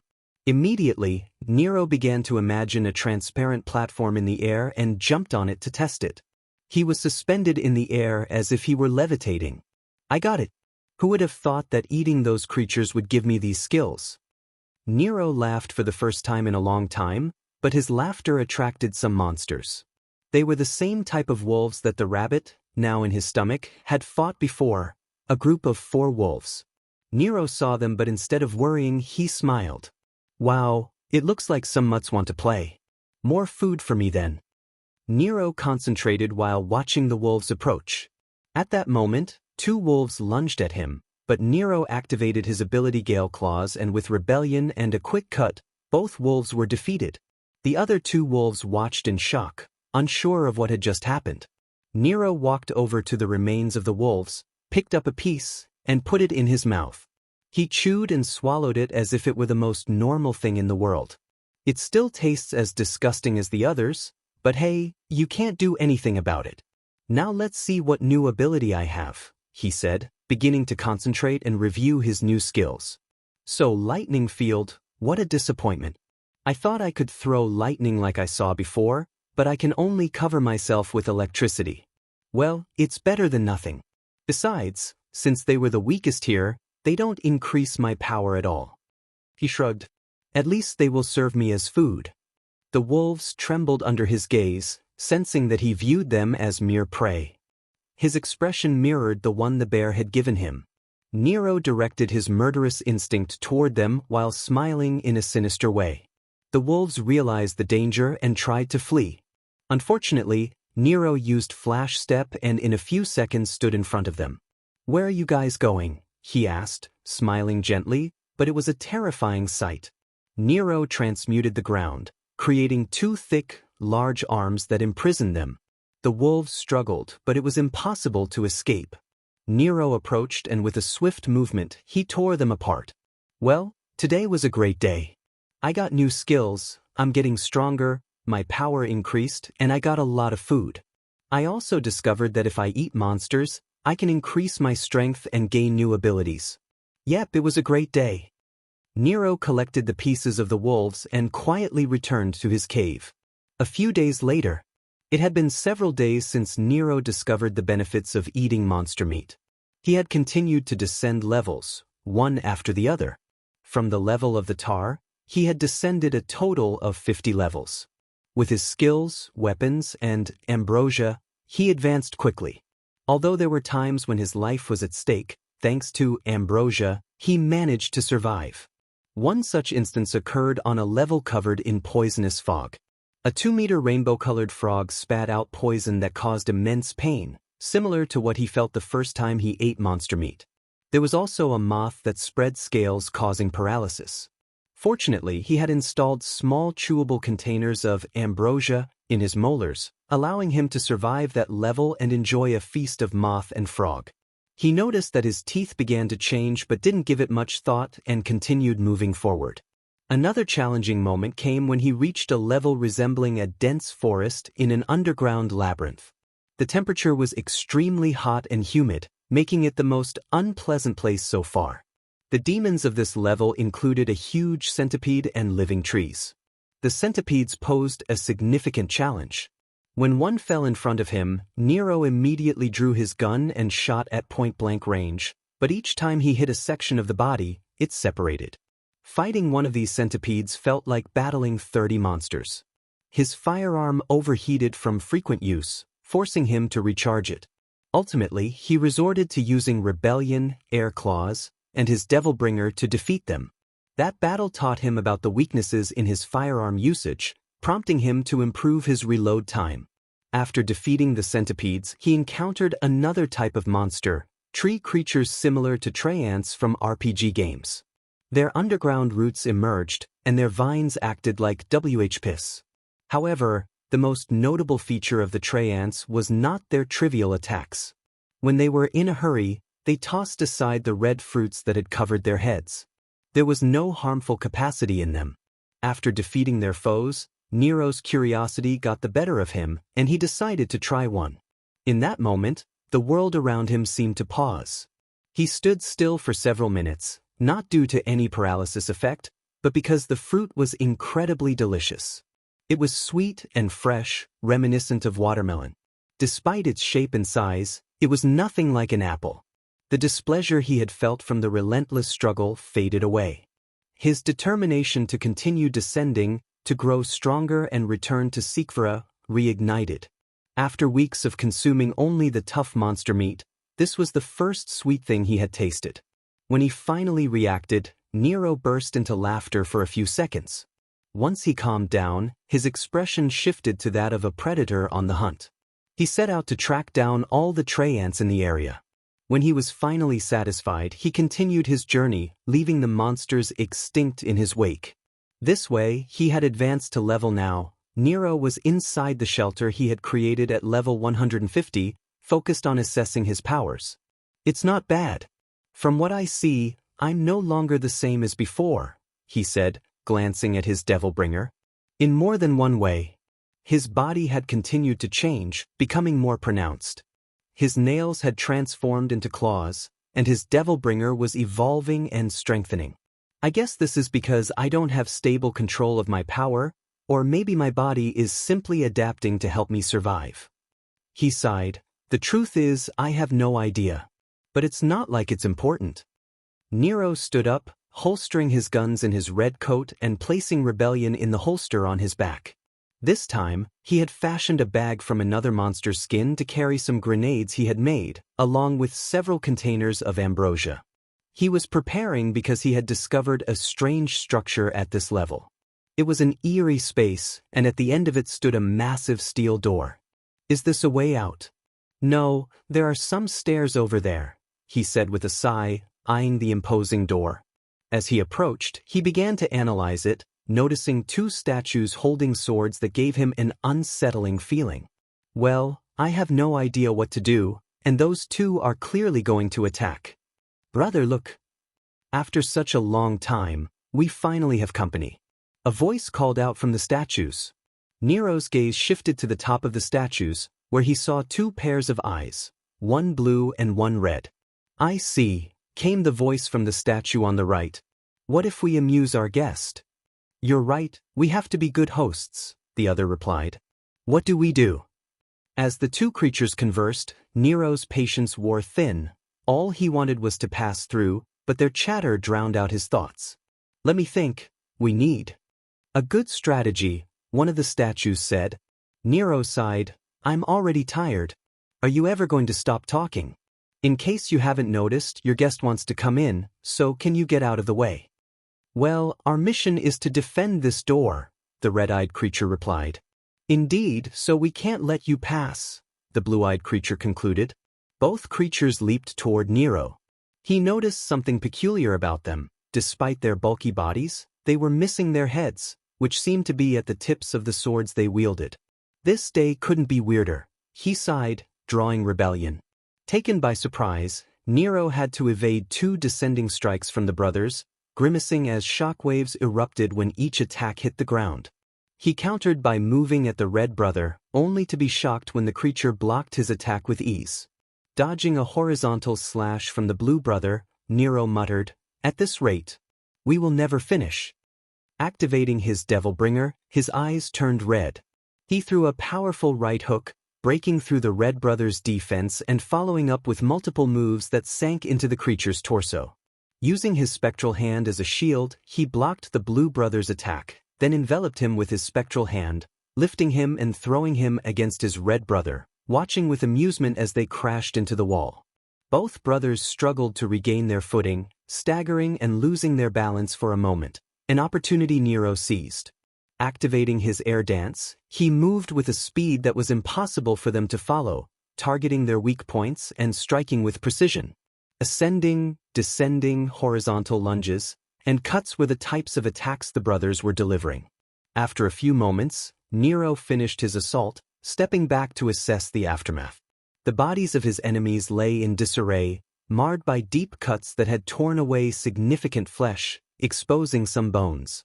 Suddenly, the body of the red brother collapsed heavily to the ground, dropping his sword. To Nero's surprise, the remaining brother seized the sword of his fallen sibling, joining both weapons at their handles to create a double-bladed sword with a steeled edge. With renewed vigor, the remaining brother lunged at Nero, attacking with swift cuts that seemed to produce wind and fire. This new ability intrigued Nero. While he could cover his swords with energy, he had never infused them with elemental properties. However, he refused to let this deter him. Let's try this, Nero said, drawing his Muramasa. He found it easier to block and counterattack compared to when he wielded only rebellion. After blocking a diagonal cut, he responded with two diagonal strikes of his own, causing the brother to retreat in pain. It's time to try something, Nero said, focusing his breath and mental clarity. In an instant he vanished using his air dance. The next moment, the remaining brother began to shake violently. It was Nero, executing his starburst stream with unprecedented speed. After about 30 seconds of relentless strikes, he halted, watching as the brother fell to the ground, the swords clattering away. Just as Nero turned to leave, he heard a voice. Don't go. Take us. We've been waiting for a long time. Surprised, Nero turned to see the red sword speaking. Yes, an eternity, chimed in the blue sword. Waiting for someone more powerful than us, the red sword continued. Someone who could control us, the blue sword added. My name is Agni, said the red sword. And I, Rudra, the blue sword followed. Take us with you, we will be of great help to you, they said in unison. Nero considered their offer for a moment. But on one condition. Which is it? We'll do whatever it takes, Hydra replied. Shut up, Nero commanded. As you wish, they responded. Nero took both swords and began to make several cuts in the air, amused as the blades ignited with fire and wind, merging into a single weapon that spun, creating a small whirlwind of flames. He separated the swords, launching cuts of wind and fire with impressive force. Impressive! Agni congratulated him. Upon hearing the voice, Nero slammed the sword heads together, producing a metallic clink. No talking, he said, glancing at the swords. Receiving no response, he nodded in satisfaction. While holding Muramasa, he sliced the body of one of the brothers, retrieving a magic stone. As he approached the grooves in the massive steel doors, the stone glowed. Understanding the mechanism, he extracted another stone from the second brother and placed it in the other groove. When that stone glowed, he heard the mechanism activate. Once the doors opened, Nero pushed through cautiously, ready for any threats. Instead of an enemy, he found a large cube at the end of the room. Is the prize a simple cube? He muttered, confused. Before he could close the door, he noticed a lump on the cube that seemed to speak, catching his attention. Who there? It said weakly. Nero was surprised to see that the lump was actually a person, a girl around 12 or 13 years old, with red eyes and an emaciated figure. Despite her condition, she had a strikingly pretty face. You a human? She asked weakly, her gaze meeting his. I'm sorry to bother you, I'm leaving now, he said, turning to close the door. In a panic, the girl tried to scream, but her voice was barely a whisper, making it difficult for her to communicate. Wit. Please. Save me. She pleaded, struggling to be heard. I won't do it, he replied coldly, indifferent to her plight. Please. I will do anything, she begged, desperation evident in her voice. Nero regarded her with suspicion. It's obvious you're a risk. We're at the bottom of the abyss. If someone is sealed here, they must be extremely dangerous. That confinement is likely the only thing keeping you from causing trouble. Her expression fell, tears welling in her eyes as she realized the gravity of her situation. Girl, I'm not bad. Wait, I was betrayed. She screamed, waiting for him to help her. Those words echoed in Nero's mind. She was betrayed. Logic dictated that she was dangerous, but when he heard that word, he felt paralyzed. He couldn't leave her there. Nero sighed, for this time I will ignore the logic. He walked toward the girl, who looked at him with surprise. He sat on the floor to face her. Listen to me carefully. For this occasion, I'm ignoring my new self and acting like my old self. If you want me to get you out of here, you have to explain why you're locked up. Do you understand? You only have a few minutes to talk. The girl, still in shock, processed his words, especially his new self and his old self, which piqued her curiosity. Hey, you're listening to me, he said, a hint of frustration in his voice. If you won't say anything, I might as well go. He started to rise, heading toward the door. She realized he would leave if she didn't speak, so she hurried to explain. I am an ancestral vampire, she said, and Nero leaned in, eager to hear more. I was granted great power, which I used to serve my country, but one day, my servants told me they didn't need me anymore. Nero frowned, recalling his own experiences with betrayal. My uncle became king. I had no problem with that, but he considered me dangerous because of my powers. Since they couldn't kill me, they sealed me here. Nero's expression softened as he absorbed her story. So you're a vampire princess, aren't you? He asked, and she nodded, exhausted from speaking after so long. What do you mean? They couldn't kill you. Automatic regeneration. My wounds heal immediately, even if I'm decapitated, I will not die. Wow, that's incredible. Is that your great power? He said, genuinely surprised. He had regeneration, but not at that level. No, I also have direct manipulation of magic, so I don't need to create magical formations, she explained. Nero thought, she was born with that ability. It's different from me since I gained mine by consuming monsters. I beg you, help me. Get me out of here, she said, desperation creeping into her voice, nearly in tears. Nero looked at her, calm yet conflicted. She didn't do anything wrong. First, they used her, then they discarded her. It's similar to my own experience, only she was locked up. What should I do? A voice echoed in his memory. Help anyone who needs help. Be a good kid. He looked at the girl and declared, transmute. He began to transmute the cube that held her captive, channeling a significant amount of power. The cube started to erode under the force he exerted. With one final push, he melted it completely, freeing her. Breathing heavily from the exertion, he sat on the floor to recover, having used more than half of his magical power. That was something new. I hope there's no one else sealed in this place. I used more than half my power. Well, that doesn't matter anymore, he said, pulling out a bottle of ambrosia to regain his strength. Before he could drink, the girl's small hands grasped his wrist and their eyes met. Thank you, she said weakly. He hesitated, unsure of how to respond, until a memory of vampires crossed his mind, reminding him of Elmenild. He dismissed it and drank from the bottle, feeling better, though not fully restored. As he contemplated her situation, he wondered what she had eaten or drunk during her imprisonment. Just as he was about to ask, she spoke first. What's your name? She asked, still holding his hand. My name. Right. I haven't told you. My name is Nero, just Nero. What's yours? Nero, Nero, Nero, Nero, Nero, she murmured, wanting to engrave his name deep in her soul. When she felt satisfied, she said, Give me a name. Do you want me to give you a name? Don't tell me that you... Forget your name, he said, thinking it would be logical to forget something like that after so long, but then he noticed her denial. I don't need my old name anymore. I want you to give me a name, she said with longing eyes. Nero pondered, finding it difficult to name someone. You know you're asking me for something very difficult. Ah, he sighed, a certain image coming to mind. So what do you think of you? He asked, looking at her. You, she repeated several times, considering her new name. Where I come from. It means moon.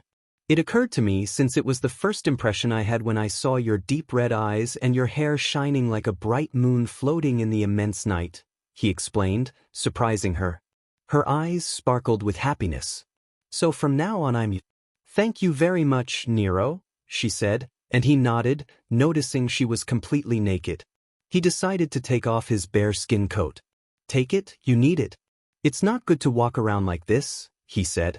She looked at him, realizing her state and blushing instantly. She accepted the coat but then looked at him, confused. Nero, pervert, she said, covering herself. Tiske, I didn't take your clothes off, he replied, slightly annoyed by her reaction. You quickly put on the coat, which was oversized for her small frame. Nero took advantage of the moment to drink more of his ambrosia to fully recover his lost power. But just as he did, a warning from perception alerted him to an extremely dangerous enemy above them.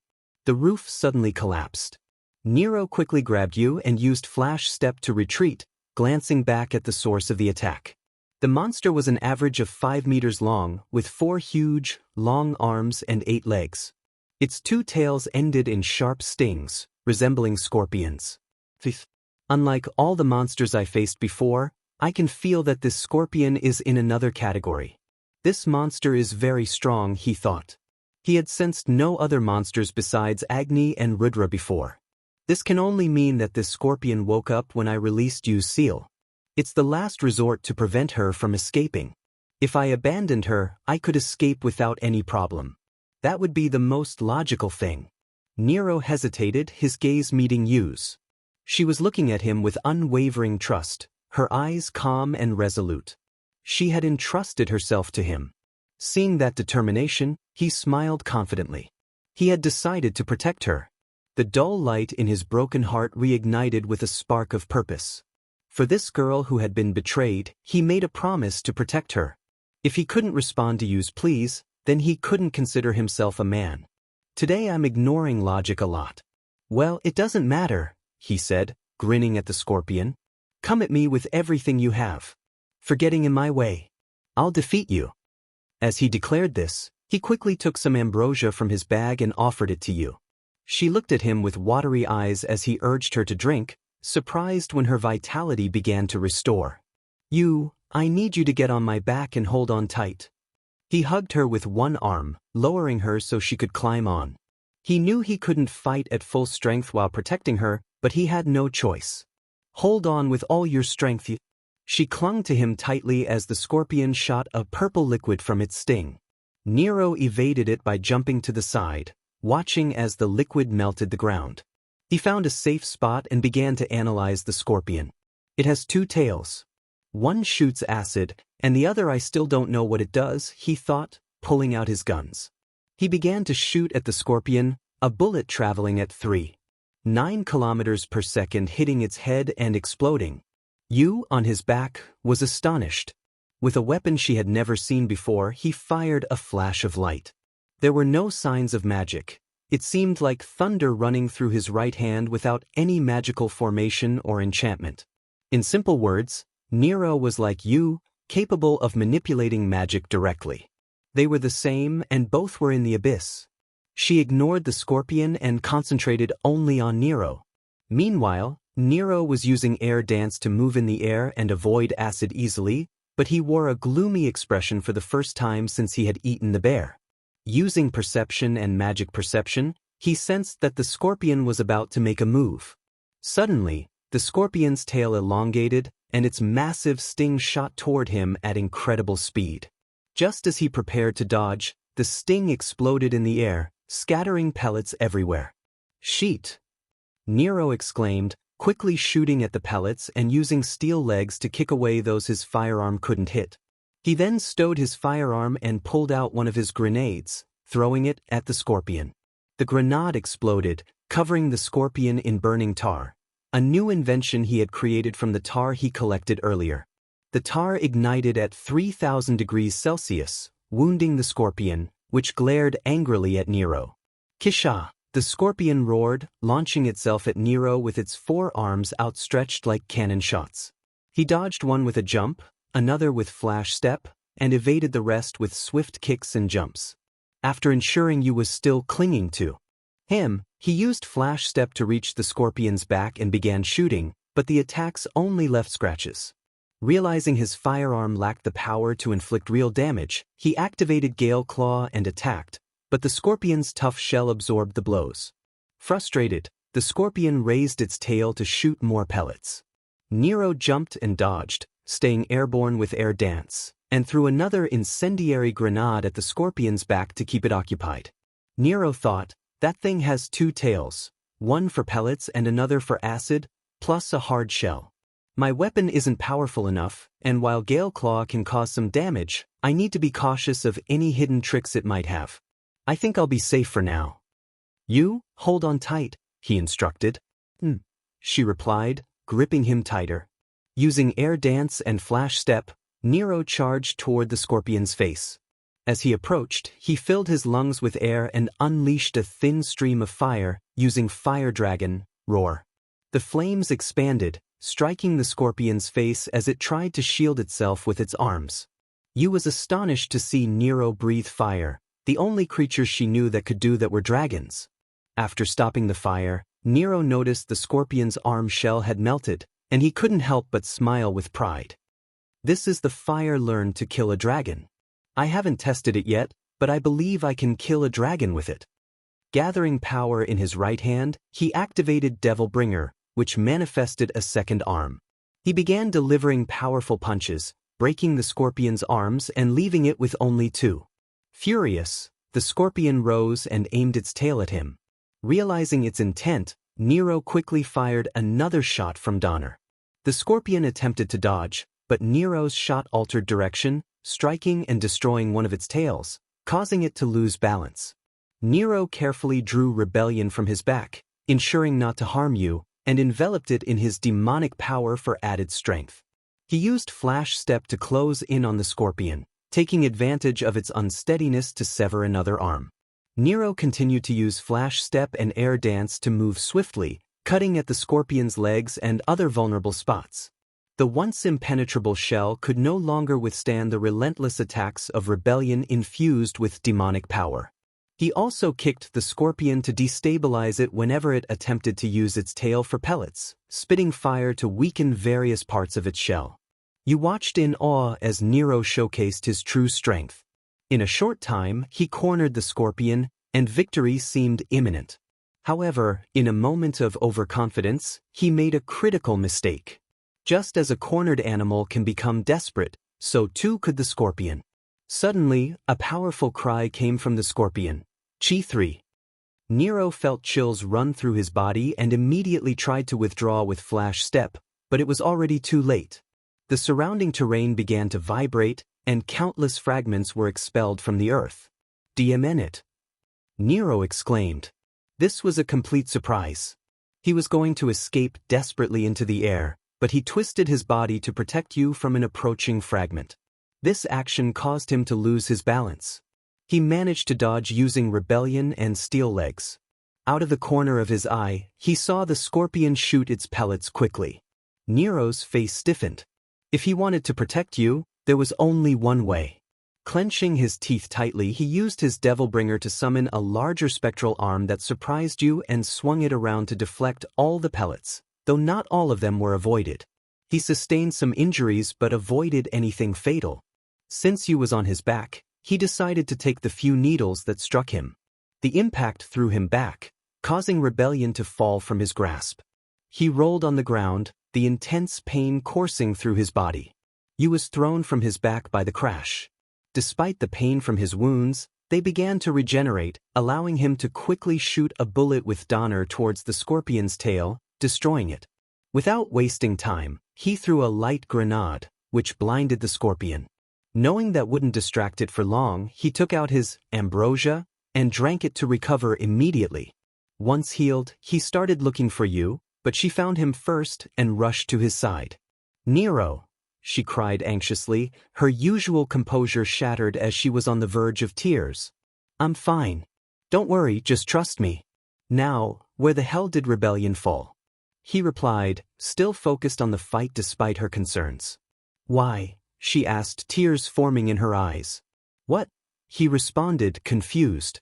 Why don't you just run away? What the hell are you saying? I'm not going to run away just because there's a stronger monster. Just trust me. I've already faced the consequences of that. I told you I would get you out of here, so I'm not going to abandon you. To survive, Nero was willing to do anything. He would cheat, lie, make surprise attacks, commit foul play, whatever it took. He knew that fighting honorably would only lead to his death. His time in the abyss had changed his perspective on the world.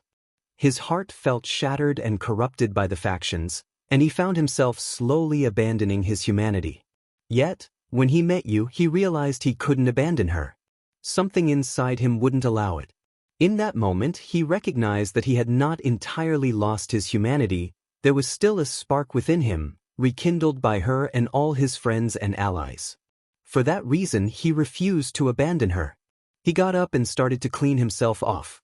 Well, it's time to start the second round, he said, looking at you. I'll create a shelter for you.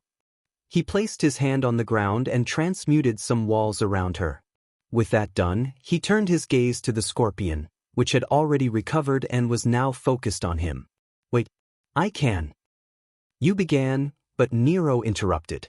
Drink this, you'll recover with it. I'll take care of that thing and protect you, he said, showing a warm smile reminiscent of the past. For a moment, she wanted to say something, but when he gently stroked her head, careful not to hurt her with his claws, she blushed and fell silent. Nero advanced toward the scorpion, which glared at him angrily. The scorpion's cry echoed, Kisha. Waves began to form on the ground around it, but Nero didn't stand still. He made a huge jump and stayed in the air using air dance. He quickly glanced at the shelter he had made for you and saw that it was still intact. To ensure it was resistant enough, he added several layers and made it very thick. Let's get this over with, he shouted. Using flash step, he lunged at the scorpion and threw another grenade. The scorpion evaded, thinking it knew Nero's attack style, until it realized too late that what had been thrown was just a rock. By the time it understood the deception, Nero had already thrown another incendiary grenade onto the scorpion's back, igniting it. But that was not all. He gathered his demonic power and shot the scorpion with several blasts from Donner and Schlag. Nero landed on the ground, breathing a little heavily. When the flames died down, the scorpion was visibly injured but not yet defeated. Just as he was about to attack again, he saw you leave the shelter he had created. She raised her hand and pointed at the scorpion, saying something he couldn't hear. At that moment, a shiver ran through his body, and he jumped with all his strength to get away from the scorpion. A second later, a pillar of bluish-white flames, 6 to 7 meters in diameter, formed over the scorpion. The creature began to flee from the flames to avoid injury, but you would not allow it. She moved her finger, directing the pillar of flames towards the scorpion. The scorpion let out a scream full of agony as the pillar exploded in a flash of light, blinding everyone momentarily. Nero observed the magnificent display of magic in astonishment while shielding his eyes with his arms. When the flames finally subsided, the scorpion lay in the center, its outer layer melted away. This shell had withstood extreme temperatures and powerful attacks, yet it was easily destroyed by Yu's magic. Nero was surprised by the scorpion's state, but he remembered that Yu had been weak and recovering with ambrosia. It was likely that this powerful magic had exhausted her again. He quickly moved to her side, catching her before she fell. Despite her fatigue, she smiled cheerfully as he embraced her. "You, are you okay?" he asked. "Just a little tired," she replied, her smile brightening the moment. Their exchange was interrupted by the scorpion's attempts to rise. Nero gently set Yu down and raised his Devilbringer, manifesting a larger spectral arm to deliver a final blow to the scorpion, ensuring it was dead. Once he was certain, he sat beside Yu. "You surprised me with that attack. What's its name?" he inquired. "Azure Sky," she answered. "I see, it's a very powerful magical attack. Next time you use something that's strong, let me know in advance," he said. "I knew you would dodge it," she replied confidently. "What made you think that?" he asked, curious.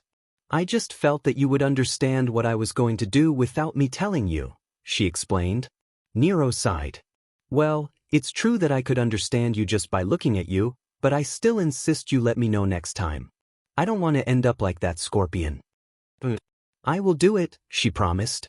"Well, it's time to go. Can you stand up?" he asked.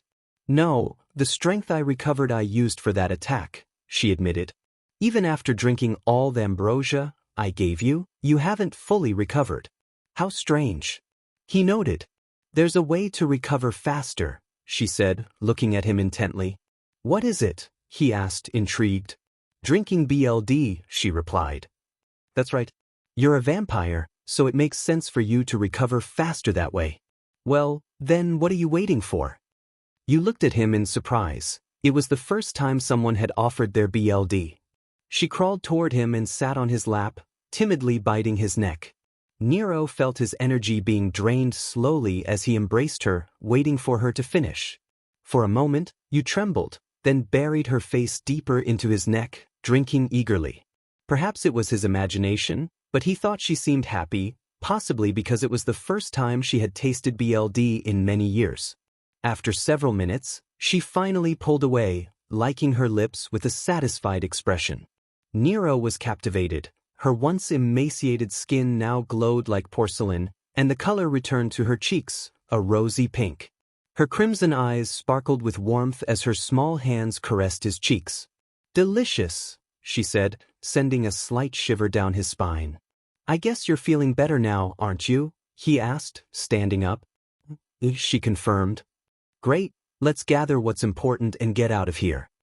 Nero approached the scorpion, cutting into its flesh and collecting what he could from its shell. Yu, now empowered, helped him without question. After gathering everything, he picked up Rebellion and prepared to leave. As they walked back to his base, Yu walked beside him, their eyes meeting occasionally, but he quickly looked away, focusing on their path. Nero didn't know when his journey through this labyrinth would end, but it seemed he had gained a new and reliable companion. To be continued. Nero and Yu had arrived without problems at the base he had established at that level. Nero needed to prepare his equipment for the next level. Instead of returning to his base, they could have used the sealed room, but when Nero proposed it, you categorically refused. It was not surprising, given that she had been sealed there for so long. They would not be able to move anywhere until they replenished their supplies, and it was better for her mental health to escape, especially since he had left his belongings in his shelter. As he prepared his equipment, they chatted. Nero, so how old are you? I've met vampires before, and I know they can live around 300 years or more. You looked at Nero with reproach, annoyed by his lack of delicacy. Nero thought to himself, I've been so relaxed and laid back that I forgot women dislike having their age mentioned. He recalled his time with Elmenild, who had taught him about vampires and their history, including a league that nearly led to their extinction in a massive war 300 years ago. He speculated that you might not know her true age since she had been sealed in that dark room for so long. You had been sealed when she was 20 years old, which would make her true age over Nero. Do all vampires live long? Some do, but I'm special. My automatic regeneration prevents my aging. Her powers had awakened when she was 12, halting her aging process. While common vampires consumed BLD to extend their lives, even they had a limit of 300 years. Humans typically lived to around 70, while monsters had longer lifespans. For semi-humans, life expectancy depended on their tribe. For instance, elves could live for several hundred years. Yu was considered one of the strongest shortly after awakening her ancestral powers. By 17, she was fit for the throne. The magic that had melted the scorpion's shell was unleashed in an instant, and her immortal body was powerful enough to be called either a god or a monster. She identified as the latter. Yu's uncle, blinded by greed for power, spread rumors that painted her as a monster. When others attempted to kill her, her automatic regeneration prevented her death, leading them to seal her instead. She had been shocked by the betrayal and confused, not resisting as they placed seals on her. By the time she realized what was happening, she was trapped in the room, unaware of the methods used to contain her. Nero felt a bit disappointed to learn that she didn't know how many levels there were to escape the abyss. Nero, I see, that's why I was in that kind of place. Your automatic regeneration heals you from every wound. I still believe that while you surpass mine, who knows if my regeneration can beat yours? One question. If you were injured during the battle against the scorpion, would you have been healed? I didn't have the magical power to regenerate at that moment. If I had it, I could regenerate repeatedly unless completely destroyed. She was surprised to learn that he also had a regeneration ability. You have a regeneration ability as well. Nero, something like that. I can heal from being pierced or cut, but it's not like yours. Nero, why are you here? She was curious about why someone like him was fighting in such a terrifying place, where only monsters roamed. She also wondered how he could manipulate magic directly, what had happened to his right arm that made it look like a demon's, and why some parts of his body were different from the rest. Nero, my story is long and boring. Do you still want to listen to it? Nero, to begin with, your story is very similar to mine. What do you mean by similar, Nero? Nero, time has changed. The world has humans with sacred gear blessed by God, and there are different types of races, such as demons, angels, yokais, magical beasts, vampires, gods, and dragons. Most humans don't know they exist. Nero hoped you would be impressed to hear that vampires still existed in the world, but she was surprised by something else. So dragons still exist in the world. Nero was taken aback that she cared more about dragons than her own race. Nero, why? He noted her rapid change of attitude upon hearing about dragons, which reminded him that they were considered nearly extinct due to their dwindling numbers. Nero, could it be that you like dragons? You smiled slightly and nodded. They are very intelligent and honorable beings that must be respected. Nero thought to himself, those who would have been happy to hear those words. As he continued with his story, you asked him another question. So how do you know about the supernatural, Nero? Aren't you human either? Nero, I didn't know about the existence of these other races. I discovered it when I was murdered. You looked surprised. Murdered. But you are alive. How is it possible that you had been murdered?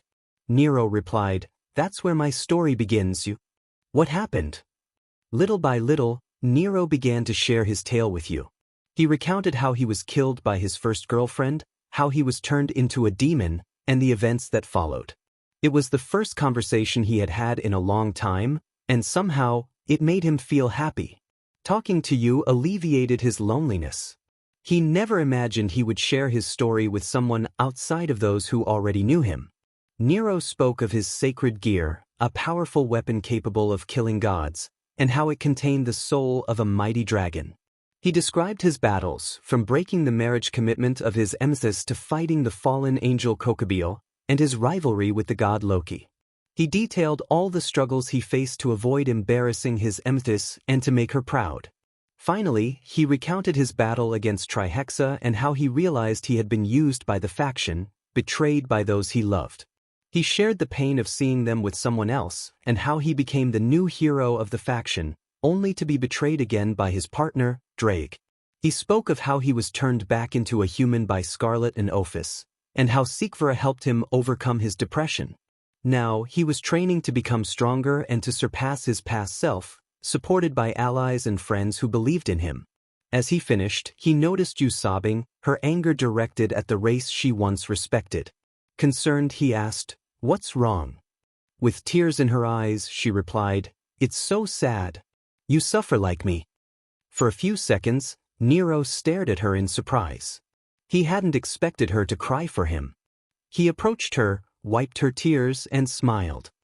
"Don't worry, all that is part of the past. If I look back, I won't be able to move forward. My goal now is to finish this labyrinth and return to my loved ones." "I see, but what about those traitors?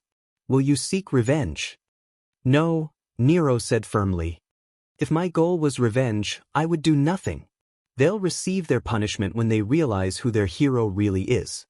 He then revealed who that person was, and you smiled back, her expression shifting as he continued. "Instead, I want to focus on getting stronger. That's what I will do after leaving this place and returning home." You looked down, sadness etched on her pretty face. I don't have a place to go back to anymore." "So you no longer have a place to belong, do you?" Nero smiled. "Then come with me." Yu's eyes widened in surprise, and she remained silent for a moment. When she finally spoke, she said, If you have no place to go back to, you can stay with me. Together, we will leave this place and go to my home. It might be complicated with things like the family registry, but I'm sure we can figure it out. However, if you don't want to, I can't force you." Yu was taken aback but eventually found her voice. Hope shone in their eyes as Yu nodded, her previous expression replaced by a blooming smile. Nero was captivated by her joy. Realizing he had been staring, he shook his head to refocus. Since they had left the temple, he found it difficult to look away from her. Yu, intrigued by his transmutation work, approached him to watch. At that moment, she realized there was still a question he had not answered. "Nero, why are there parts of your body that are different?" "About that, it would be a lie if I said I knew. The truth is, I have no idea what's happening to me. Having a devil arm feels strange, but I like the power. I can feel myself getting stronger." "I see. Does it bother you?" "To be honest, no. I feel comfortable. And you? Does my appearance bother you?" "No, not at all. Nero is Nero, no matter what you look like." Nero smiled. "Well, for now we should eat." He got up, took some meat from the Cyclops and Scorpion, and cooked it with lightning field. Once finished, he returned to where he had been sitting with you. "It's true, now that I think about it, will you be okay with eating this meat? Are vampires okay with it?"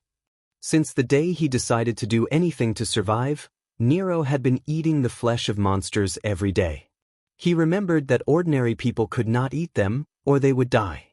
So he wondered if you, who fed on BLD, would be okay with it. You shook her head. "I don't need food." Nero replied, "Seriously. You have been locked up here in the abyss for a long time.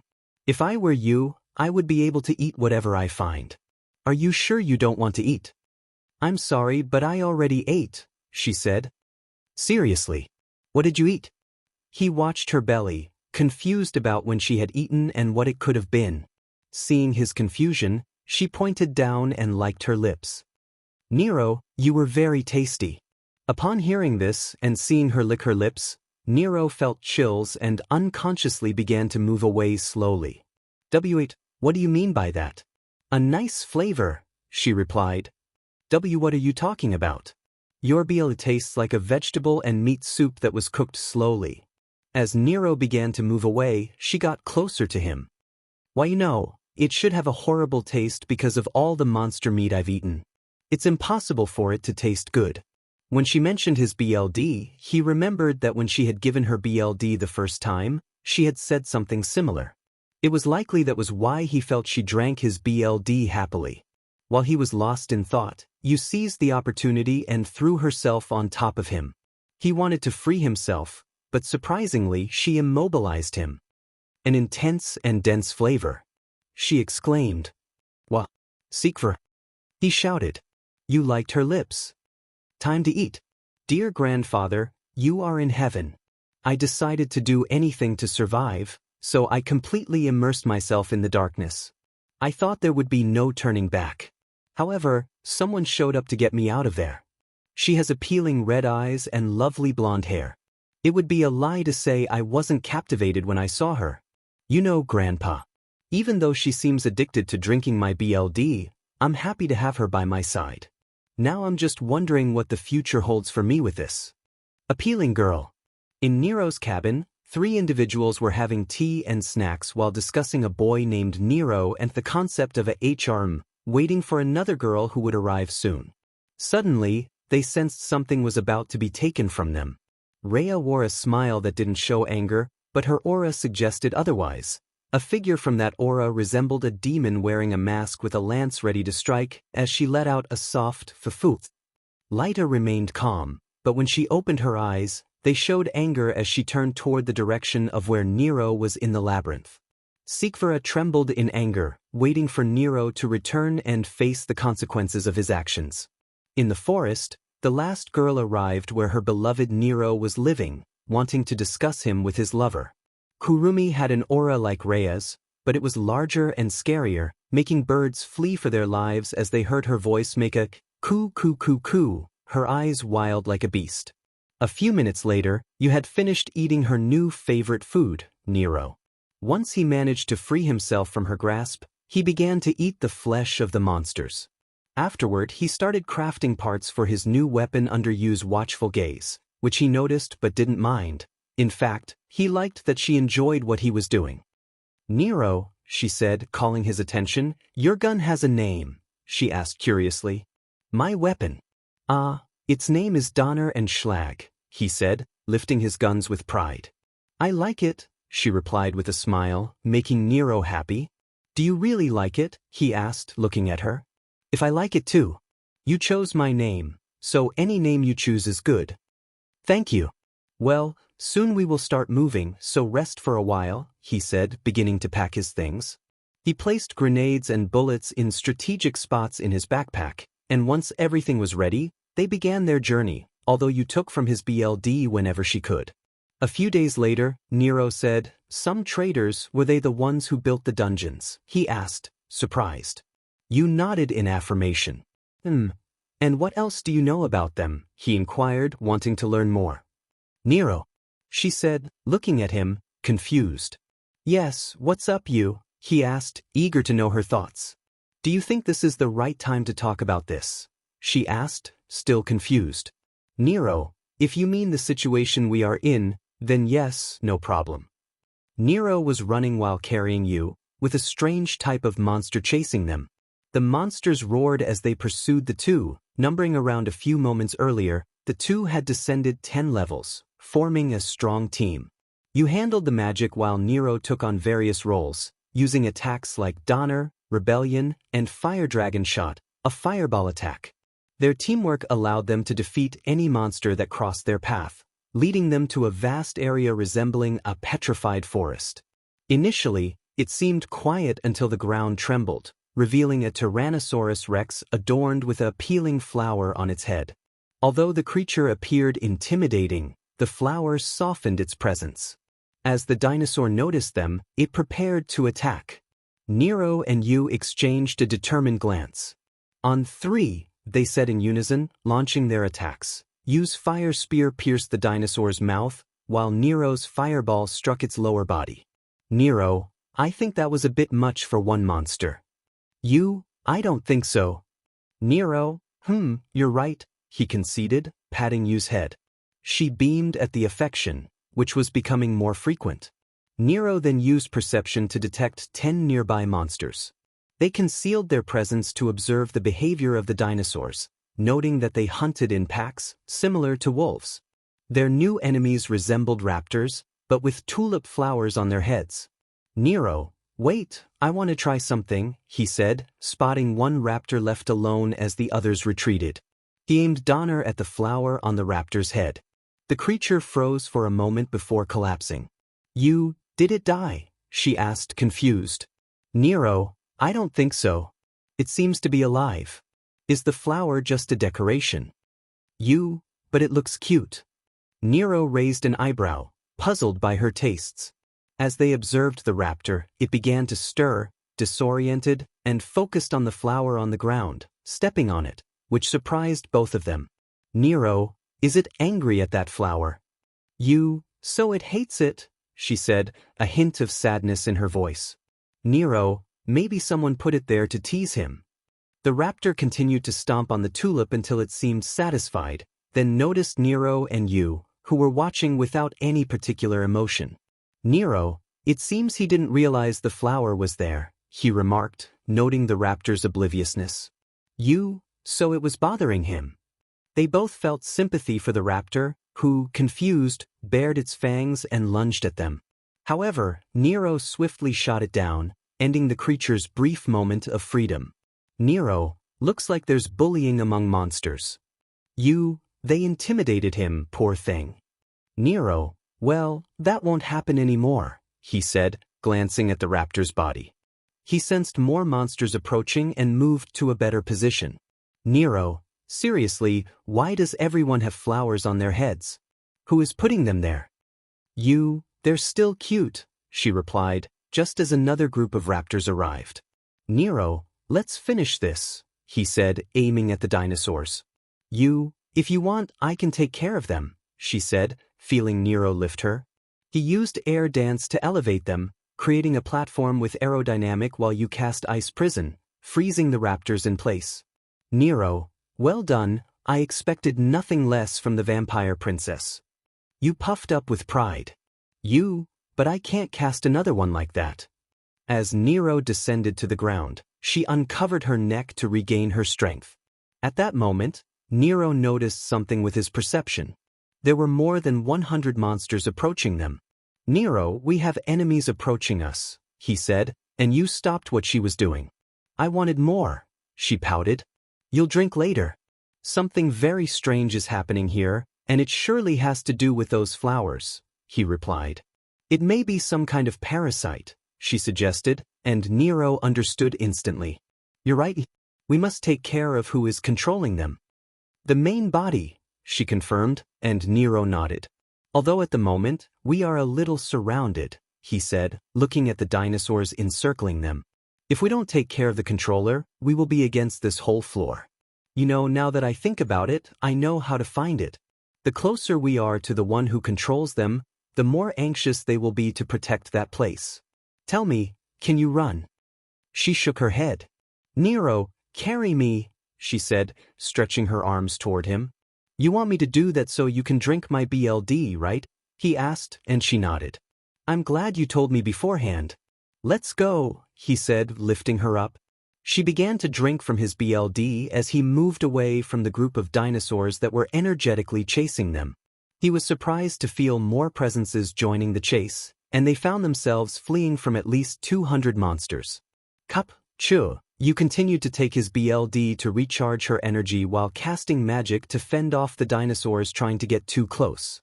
They pressed on, leaving the petrified forest behind, but the monsters grew more violent, indicating they were close to the controller. Nero began to use flash, step and air dance to reach their goal faster, quickly leaving the dinosaurs behind. "Kachoo!" She claimed his neck again, and he felt a mix of frustration and concern. "Why?" he shouted in exasperation. "Can you stop sking my BLD?" I need it," she said, looking away. "Lie.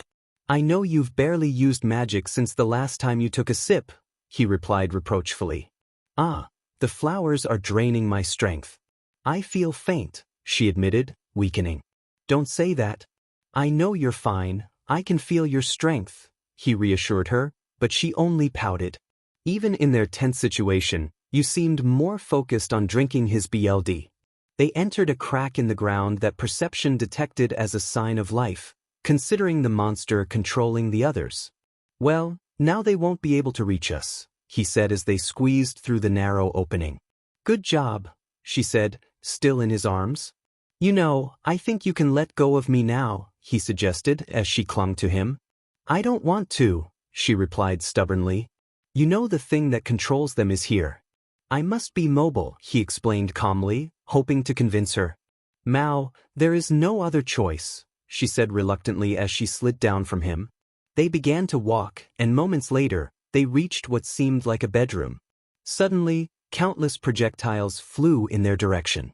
Nero quickly used transmutation to create a defensive wall, while you intercepted the projectiles on her side with wind magic. "Well, it seems the controller doesn't want us here. Can you find it?" he asked, glancing at her. She didn't respond. Did you find it?" he pressed, but received no answer. He said, confused as he approached her. Before he could touch her, she raised her hand and unleashed a wave of energy, forcing him to dodge as she struck the wall, destroying a large part of it. "Hey, why do you attack me?" he asked, bewildered by her sudden aggression. He quickly understood when he noticed a appealing crimson rose on her head. So it was because of those green ball. They must spread some kind of neurotoxin that allows them to control those they infect. "That rose looks good on you." "It's not time to think about that," he thought while dodging her continuous attacks. "Nero," she said, her voice filled with pain as she became a puppet, hurt by being used to attack him. Seeing her in distress ignited a fierce anger in Nero. He couldn't bear to see his new friend and companion so sad. He readied Donner and Schlag, aiming at the rose on her head. However, as he prepared to shoot, he noticed her body moving to protect the flower. He hesitated, realizing the controller had turned you into a double hostage, using her ability to respond to him. Just then, the monster controlling you emerged from one of the holes in the room, resembling a lamia, with a body that was a fusion of a woman and plant. Nero, when he saw her, pointed Donner and Schlag in the direction of the creature, but Yu's body moved, crossing his aim. "Nero." "I'm sorry," she said, biting her lip, feeling like a burden for Nero, who had been captured in that way while the monster seemed to enjoy the scene. "I'm fed up," Nero replied, tired of the creature's teasing. He kept Donner and Schlag ready, making the creature think he was surrendering when the arm of the Devilbringer glowed. The creature, seeing the light, was confused and didn't understand what was happening. The light was so bright that it didn't notice the spectral arm that cut the flower, causing you to fall to the ground without force, surprising the monster. When it looked for the person responsible, it found only that its body had begun to catch fire. "Suffer, you monster. That was for making you suffer," Nero said, picking up its burning body and drawing Rebellion to start cutting it into pieces, while the rose from Yu's head withered, implying the creature was dead. Are you okay?" he asked, reaching her side. Good," she replied, lacking enthusiasm, feeling a burden for Nero. He noticed her discomfort and gently caressed her head while smiling kindly. "You're not a hindrance. After all, neither of us knew how this monster controlled the others." But she hesitated, unsure she deserved his kind words. "I already told you, you helped me a lot, and I'm happy that you're with me.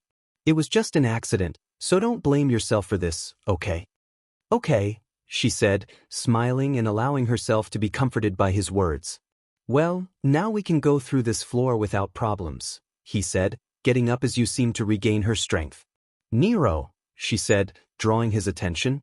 If I had told you that you could shoot, would you have done it? Curious, she awaited his response, hoping he would assure her he would never shoot her or would protect her. If it had been someone else, I would have done it without hesitation, but it was about you. Of course, I wouldn't have done it. What if there hadn't been another option? If there was no other, I would have created one where you wouldn't get hurt, he replied. You was greatly surprised. No matter the circumstances, Nero would do the impossible to save her. This thought made her smile widen, and her cheeks turned an appealing pink that contrasted with her skin. Are you okay? He asked, noticing her smile. It's nothing, let's go, she said cheerfully, taking his arm, which made him happy because he enjoyed seeing her happy. A few days later, after the encounter with the controlling monster, they collected its remains, which fortunately were not burned, and continued their advance. Nero confirmed they had descended 200 floors of the dungeon and were checking their supplies on the 199th floor. As an expert, he knew that in every RPG, the top floor would have a final boss. For this reason, he decided to finish creating a new weapon strong enough to fight anything. When they arrived at the location, he got to work, primarily using the skin of the scorpion, which turned out to be a very useful material. Mineral Stall, high magical affinity. This mineral can increase its hardness based on the amount of magical power used. Thanks to that, Nero was able to mold the shape he wanted, bringing his new creation to life. Nero, have you finished yet? You asked, noticing him assembling something. Almost, I just have to finish assembling it, he replied with a smile, like a child with a new toy. What kind of weapon is it? It's known as a sniper rifle, but the one I'm making is an antimatter rail rifle version. Compared to Donner and Schlag, this is an even more powerful version since its bullets are specially made, he explained, continuing his assembly. Is this weapon more powerful than Donner and Schlag? She asked, curious. In theories, its power is many times greater than Donner and Schlag since the bullets are made of tear mineral coated with Stahl mineral. Although it can only fire one bullet at a time, it has immense attack power. Thanks to continuously transmuting his bullets, Nero acquired the sub-ability transmutation of replicas, allowing him to manufacture bullets in mass, while you enjoyed watching him work. Hey, you didn't finish telling me about the traitors. Why did they create the dungeons, and who were they? They were followers of Sparta who betrayed the demons and sided with humans, protecting humanity and fighting against demons in ancient times.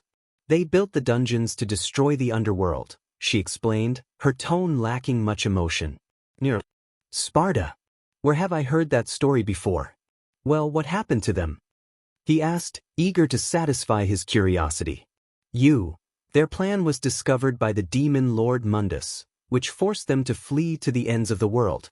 There, they became the 9 great dungeons, one of which is this dungeon known as the Labyrinth of Sparta. Nero was left with more questions. Who was Sparta? Why did he side with humans? Nero. So they were discovered and ended up exiled in these dungeons. That means if there is an exit on the 200th floor.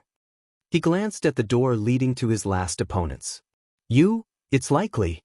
After all, it was said that the traitors lived in the depths of the abyss, so there may be a way out. Nero, but for that we may have to fight to the death with whatever is behind that door. You nodded in agreement. Nero had no idea how long she had been in the dungeon or how much time he had spent with her, but he knew he had changed a lot during their journey together. Before, he enjoyed battling monsters and trained relentlessly, but with Yu's companionship, he had found a new perspective on protecting those he cared about. As time passed, he began to see Yu as more than just a companion. He developed feelings for her, wanting to protect her as he would a loved one. After taking his BLD, she sat beside him, waiting for him to finish eating. Nero, is something wrong? He sensed something unusual about her demeanor. She nodded, affirming his concern. Nero, what's going on? Tomorrow. Tomorrow may be the final battle, right? Her voice trembled slightly. Nero, if tomorrow is our final battle, does something happen? The monster could be much stronger than any we've faced before, and I can't bear the thought of you. Nero, I see that's what worries you. Don't worry, we'll be fine. He gently caressed her head. You and I are strong, and I have my new weapon. Everything will be all right. You? She looked a bit crestfallen, doubting their chances. Nero, hey, don't make that face. If you think we'll lose, that's how it will be. You have to believe we'll win. You and I will get out of here, that's a promise. Yes. She trusted him in that promise. Nero, we'll leave this place together and always be together. He smiled warmly, causing her to blush. Now we should rest. The campfire is about to go out, and we need to sleep. As they settled down, you lay on top of him, inching closer to his face. He watched her, and as she leaned in, he met her halfway, their lips touching softly in the dim light of the shelter, a moment of connection born in the depths of the dungeon. Nero thought, Sikvra is going to kill me. The next day, after a quiet night spent together, they prepared to leave the shelter. Nero checked that he had everything ready, his new weapon, spiral, secured. You carried a bag full of grenades and ammunition for Donner and Schlag, while Nero had a similar bag and kept the Devilbringer ready for emergencies. They stood before the door, and when they opened it, they found a vast room at least 30 meters wide, with towering pillars reaching the ceiling. As they entered, the columns began to glow faintly, putting them on high alert. Suddenly, the pillars illuminated one after another, and they braced for an attack. In front of them, a massive creature appeared, an enormous Hydra, measuring 30 meters long with 6 heads, each displaying sharp fangs. Hydra, Kurun. The Hydra roared, sensing the invaders in its domain, and Nero felt an overwhelming sense of threat, igniting a fierce determination within him. Suddenly, one of the heads with a red crest opened its mouth, unleashing a huge flare aimed directly at them. Nero dodged by jumping to his left, while you moved to her right, narrowly avoiding the attack. This was the Hydra's first strike. With a swift motion, Nero drew Donner and Schlag, firing at the red head, which could not withstand the powerful impact. Nero thought, this is strange. I know Donner is strong, but I didn't expect it to destroy the head. Other monsters had put up more of a fight. You, take out that head immediately, he shouted, eager to defeat the Hydra quickly. Scarlet Spear, you responded, casting her spell. However, before her attack could reach its target, a yellow-headed Hydra intervened, absorbing the blow without resistance. Nero noticed a white-headed Hydra roar, enveloping the 2 destroyed heads in light, allowing them to recover quickly. Nero realized, the red crest breathes fire, the yellow one protects the others, and the white one heals them. He glanced at the remaining heads, unsure of their actions. We need to take out the white Hydra with a single shot, even if the yellow one gets in the way. Nero lifted his Devilbringer, which glowed brightly, and smiled with determination. The bright light startled the Hydra, causing it to recoil. As the Devilbringer increased demonic energy, Nero launched 2 grenades, one blinding and the other burning the Hydra, which roared in pain. Nero communicated through telepathy, if you have the chance, destroy the white-headed Hydra so the others can't regenerate. Even though Devilbringer is charged with demonic energy, we should save it for last. You created her Scarlet Spear and hurled it at the white Hydra. The yellow-headed Hydra couldn't react in time, and Yu's attack successfully destroyed the white head. The Devilbringer burned brightly, and Nero felt relief that the troublesome head had fallen. Great job. Now let's deal with the other heads, but be cautious of the remaining 3. One hasn't attacked yet, he warned. Understood, Yu replied, recognizing his concern. Once the Hydra regained its senses, it became more aggressive. The blue-headed Hydra conjured massive ice stones toward Nero, while the green-headed Hydra unleashed fierce wind blades aimed at him. Using his flash step, he dodged and fired at the Hydra, which began to evade the bullets, realizing it could no longer regenerate. You faced a similar challenge, cornered by the red-headed Hydra that hurled large fireballs.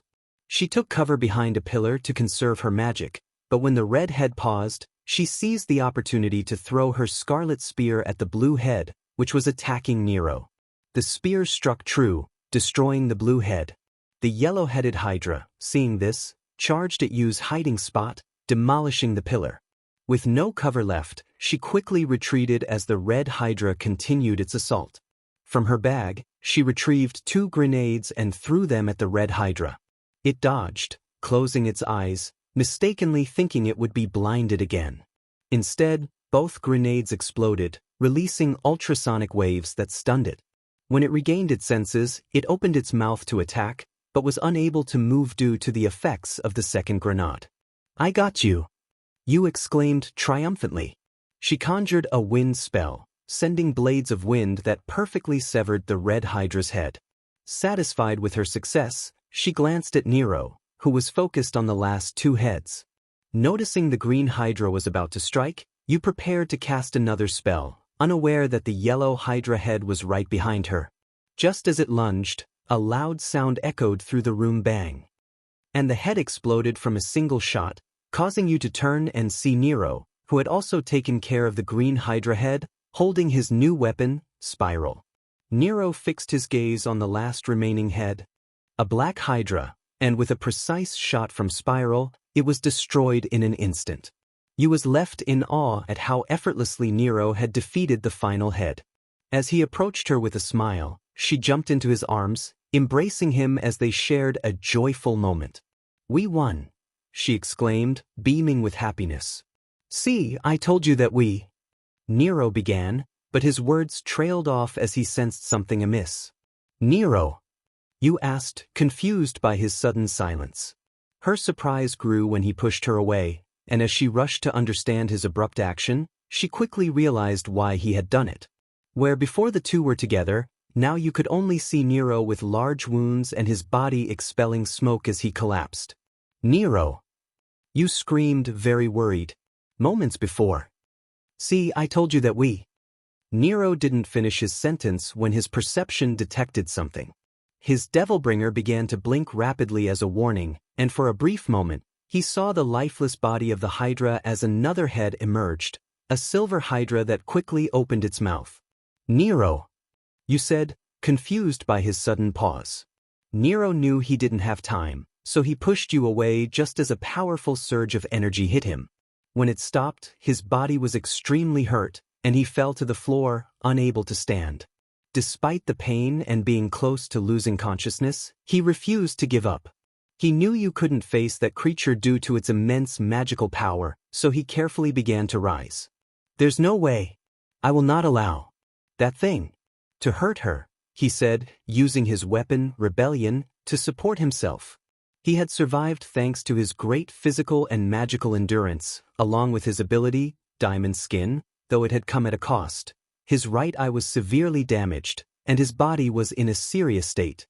The silver Hydra, annoyed, opened its mouth again, ready to unleash a final attack. But before it could strike, Nero saw several grenades thrown toward the silver Hydra's head. They exploded, releasing light, ultrasonic waves, and tar that burned the creature's head. He immediately recognized Yu's attack. She ran toward him and helped him up. "Nero, drink the ambrosia quickly," she urged, handing him containers of the healing liquid. He drank, but his body wasn't healing as fast as before. "What's going on? Why aren't they working?" she asked, confused. "Calm down. That aurora likely has some effect."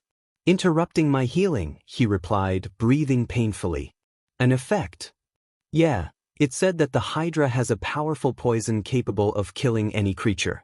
If that applies here, then the poison is interfering with the ambrosia and my regeneration. That's why I'm not healing." He began to cough up blood, his condition worsening. You made him drink more ambrosia, but the result was the same. She knew the silver Hydra's head would recover soon. She had to act. "I'm going to buy time," she said, standing up. "Wait, don't do it. That thing is dangerous," he yelled, trying to grab her hand to stop her. "If I don't do something, it will recover and destroy this pillar. I need to buy enough time for you to recover, and then we will beat it together," she insisted, avoiding his grasp and staring at him. "You." He felt helpless, overwhelmed by feelings of uselessness and powerlessness. He tried to get up, but his body wouldn't respond, and his vision began to blur. "With you."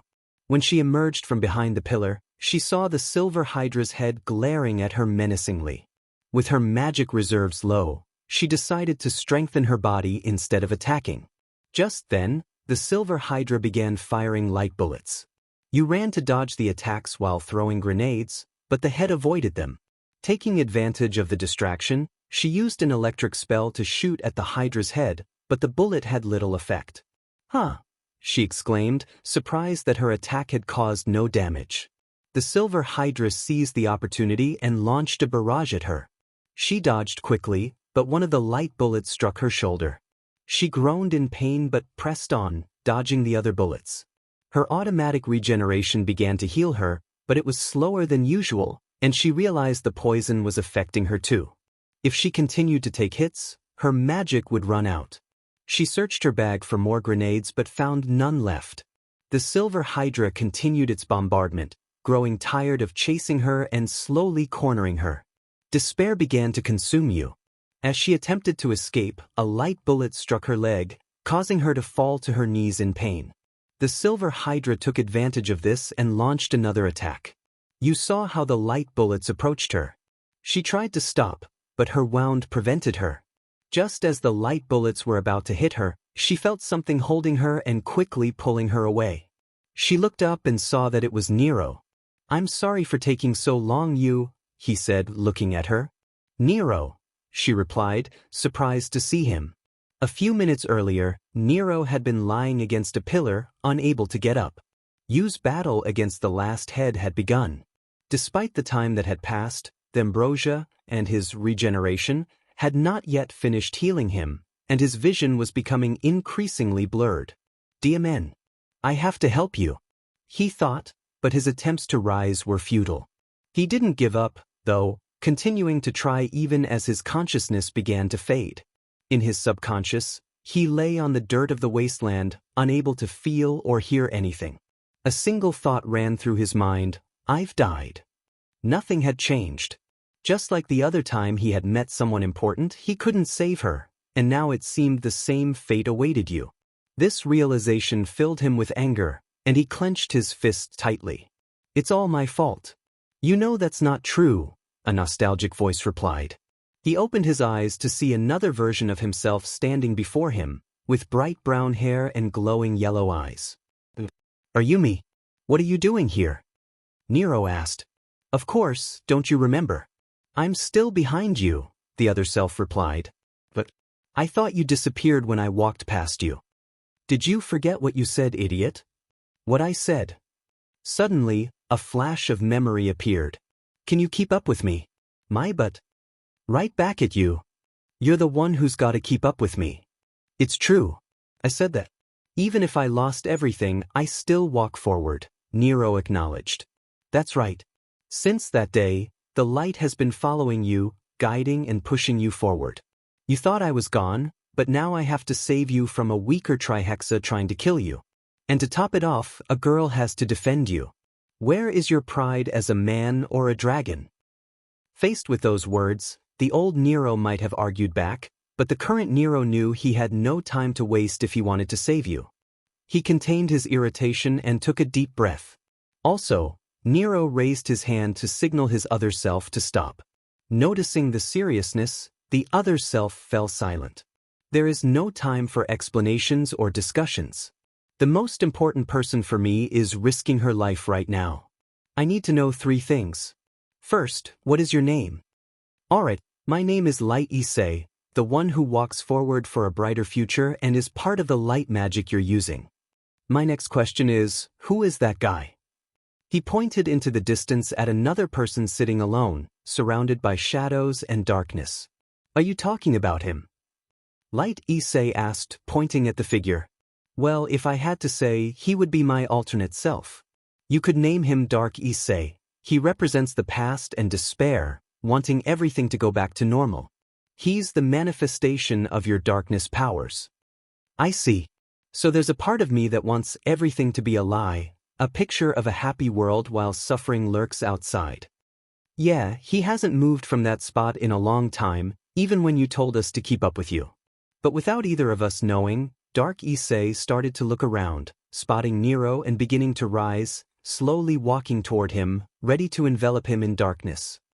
"I guess my last question is, are you going to help me?" Nero asked. "Of course. I'm not going to let you be protected by a girl. Besides, you're the one who's supposed to protect them. That's who we always are." "Then I guess I know what I have to do," Nero said, looking at his Devilbringer and shouting, "I need more power." The whole place began to distort and shine. At that moment, Nero woke up, ignoring the pain in his body as he got up. The Devilbringer covered his right arm. Realizing Yu's dangerous situation, he ran to her without wasting a second, unaware that a new skill was born, Riftwalk, the final derivative of the air dance skill.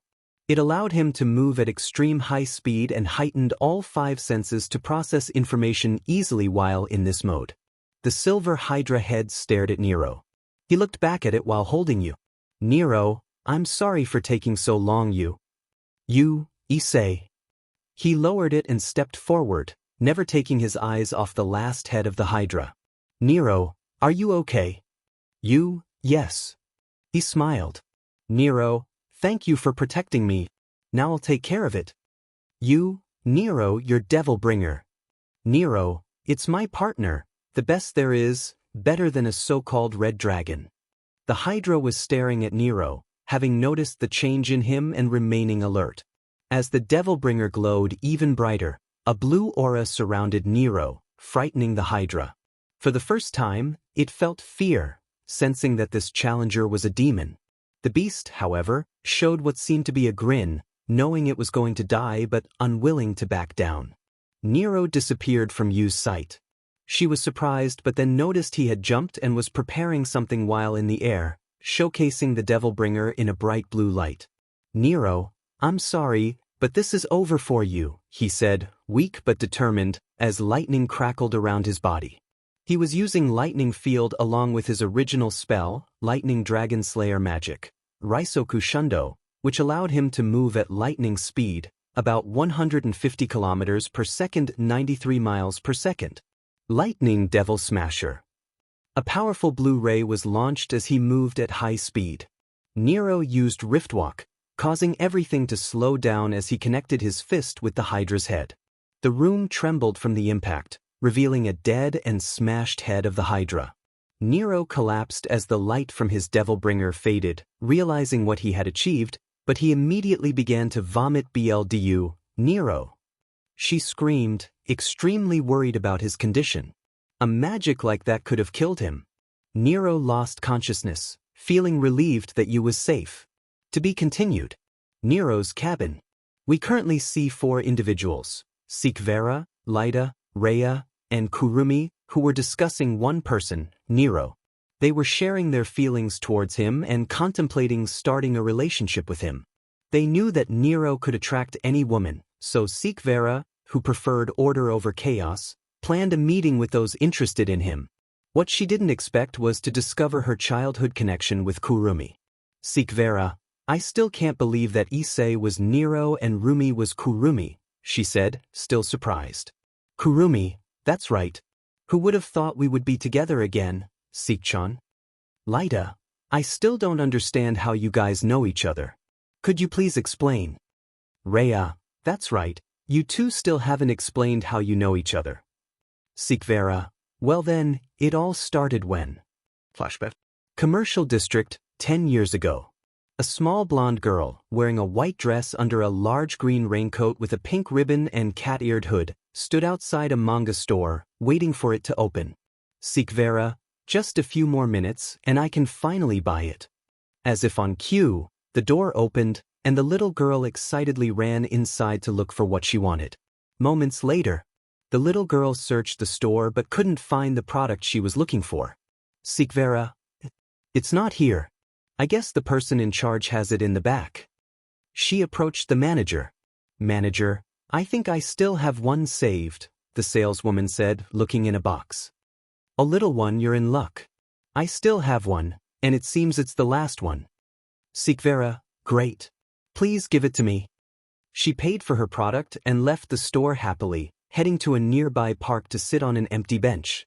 Finally, the next volume I needed to read. The little girl began to slowly open the manga, treating it like a treasure.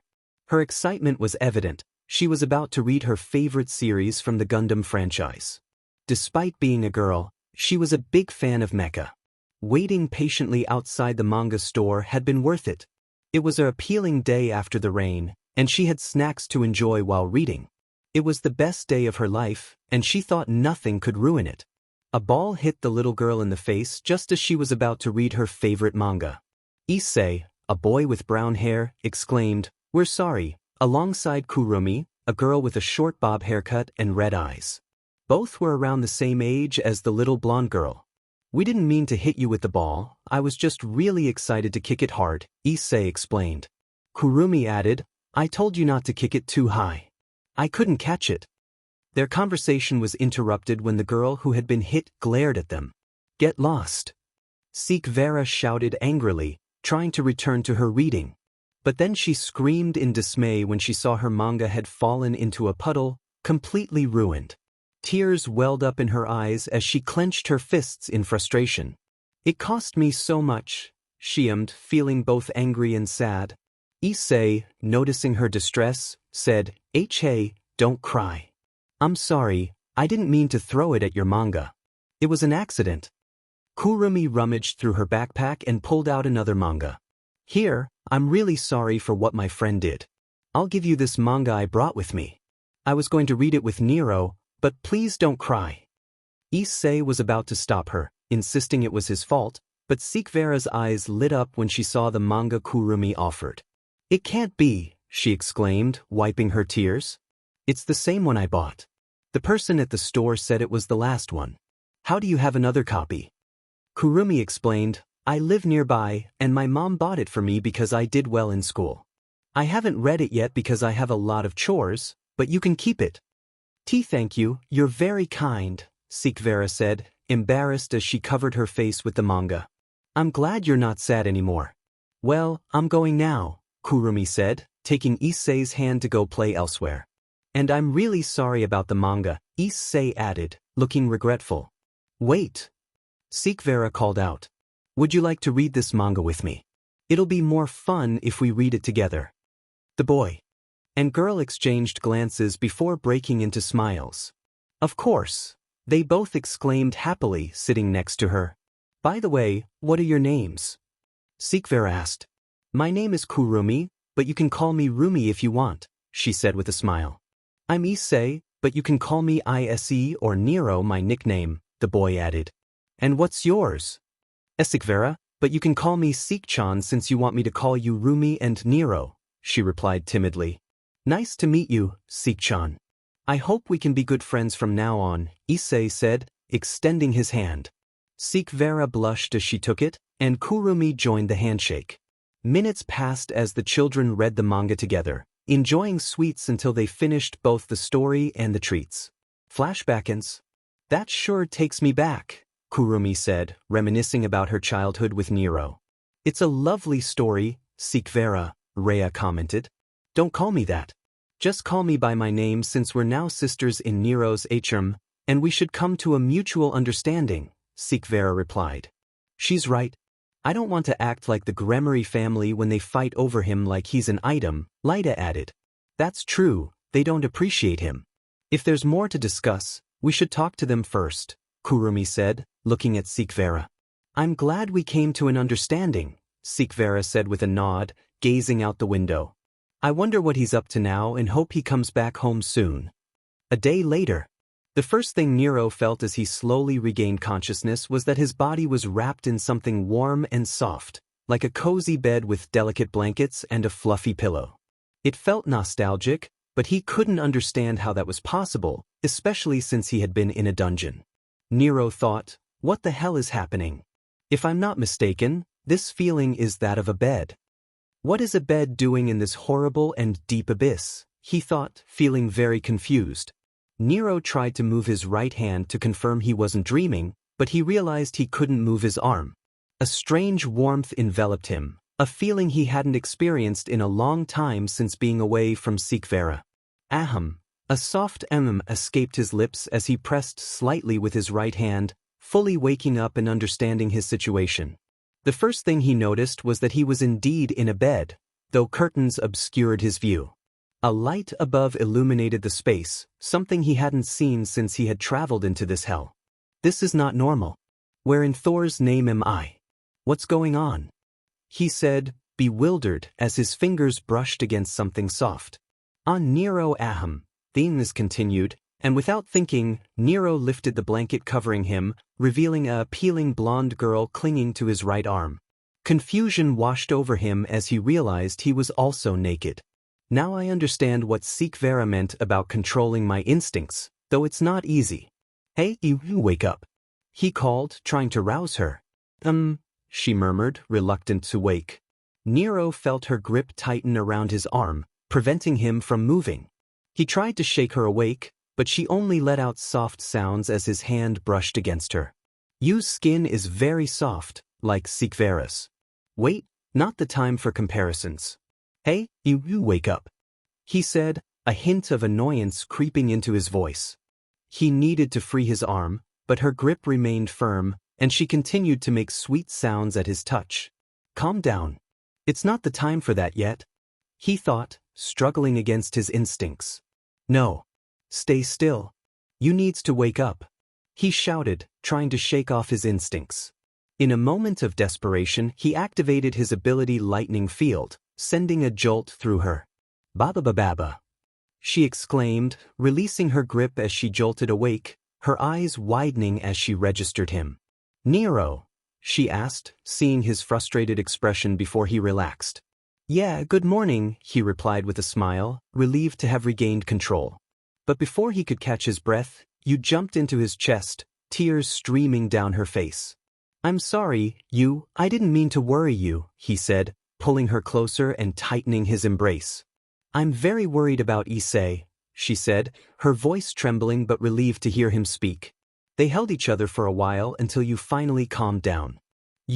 Everything has already passed, he reassured her, covering her with the blanket. Tell me what happened since I passed out, he urged, eager to understand their situation. After you collapsed, full of wounds, she began, recounting the events that had unfolded. She explained how she had been ready to protect him, fearing more enemies would come, but nothing had appeared. Once he was stable, she had ventured out to inspect the room, feeling compelled to help him despite her fear. She had given him some ambrosia, but the Hydra's poison had resisted its effects. Behind the door was the mansion of the Liberators.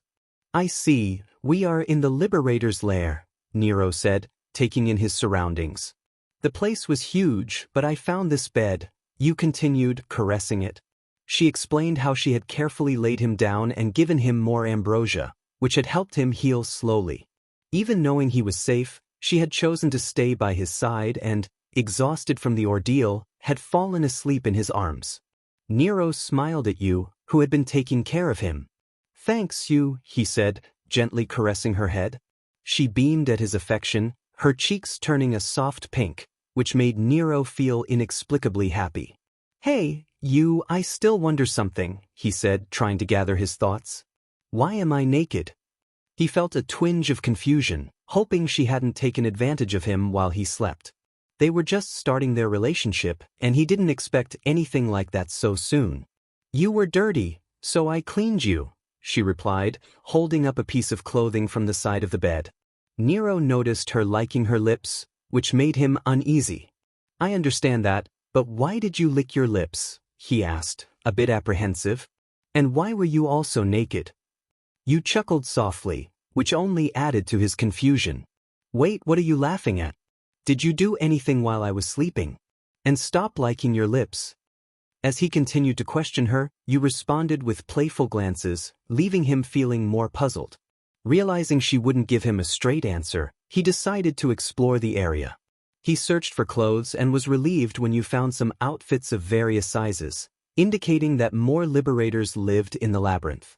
Once dressed, Nero checked on his items, noting that Donner, Schlag, and Spiral were in perfect condition, but the Crystal of God was releasing very little ambrosia.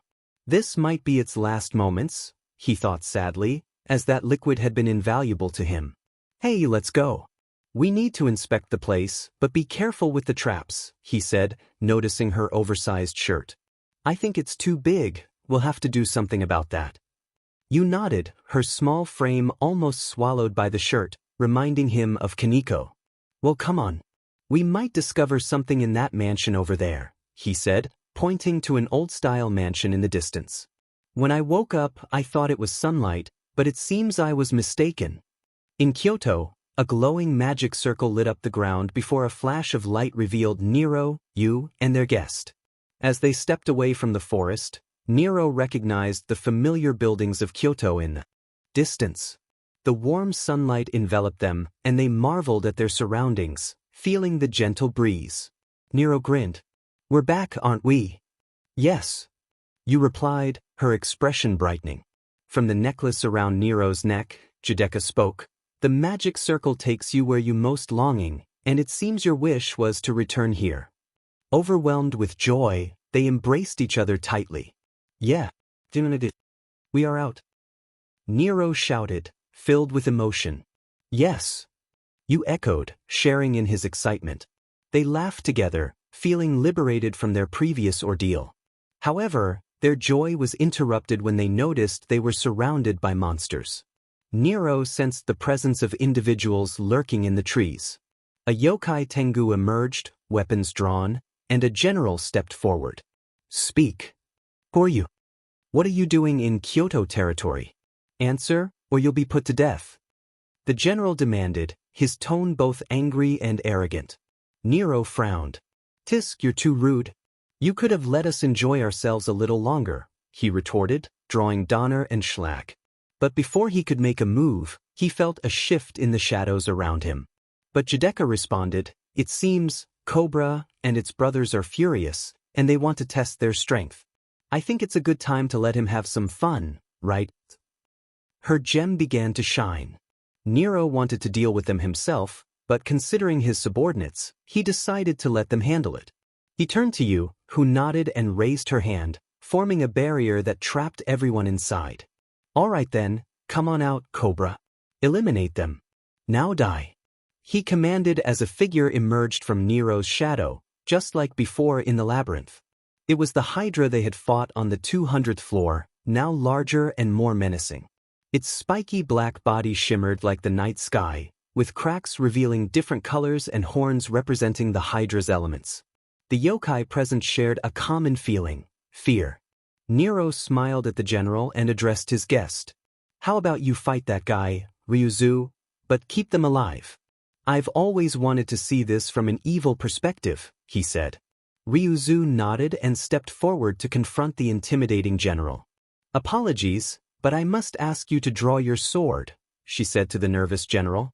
Suddenly, screams of agony erupted as he turned to witness the chaos unfolding. His forces were being slaughtered, skillfully avoiding the Hydra's attacks. One of his vice captains attempted to unleash his full strength but was swiftly taken down. The Hydra regenerated instantly from any scratches, leaving the general in shock as he tried to contact Yasaka for help, but no one responded. Moments later, silence fell, and he was left with the haunting memory of his men being devoured. In a fit of rage, he charged at Ryuzu, ready to draw his sword. You've taken too long to draw your weapon and plan to harm my emissary. That is a death sentence, Ryuzu declared.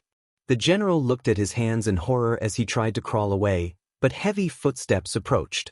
Please don't kill me. I'll do anything you ask. Information, locations, anything. Just spare my life. He begged, tears streaming down his face as he knelt, desperate to survive. Look me in the eyes, Nero commanded. The general hesitated until Nero shouted louder. He finally raised his head, only to see a demon pointing a gun at him. I'll let you in on a little secret before you pass away. You can scream my name while you're in hell. My name is Nero, but I used to be known as Issei Hyoudou. The general's face reflected disbelief, but before he could respond, Nero shot him point blank, ending his life. After the chaos, Nero and his group left the scene, contemplating his reasons for coming to Kyoto. A memory of his training with his emissary, Shino, surfaced, prompting him to take the group to her home. In Shino's backyard, the sound of clashing blades echoed as an elderly woman, holding her katana, faced off against a young woman moving at incredible speed. Their rapid exchanges were difficult for an ordinary person to follow, but for Nero, Yu, and Ryuzu, it was a captivating display of skill. Nero was impressed by the young woman's prowess against her MSTR, while Yu admired their exceptional abilities. Ryuzu analyzed the fight intently. After an hour, the young woman emerged victorious, bowing respectfully as the old lady smiled and patted her head. They soon heard applause and turned to see Nero clapping. Shino's expression shifted from surprise to a warm smile. "Ah, Nero. It's good to see you," she greeted, while Beatrix watched curiously. "Yeah, it's me." "Good to see you too," Nero replied, waving happily at Shino before noticing Beatrix's aura. "So she's your daughter?" he asked, pointing at Beatrix. "Yep, she's my daughter. Looks like me, right?" Shino said, patting Beatrix on the shoulder. "I can see the similarities and the aura of both of you," Nero acknowledged, walking closer.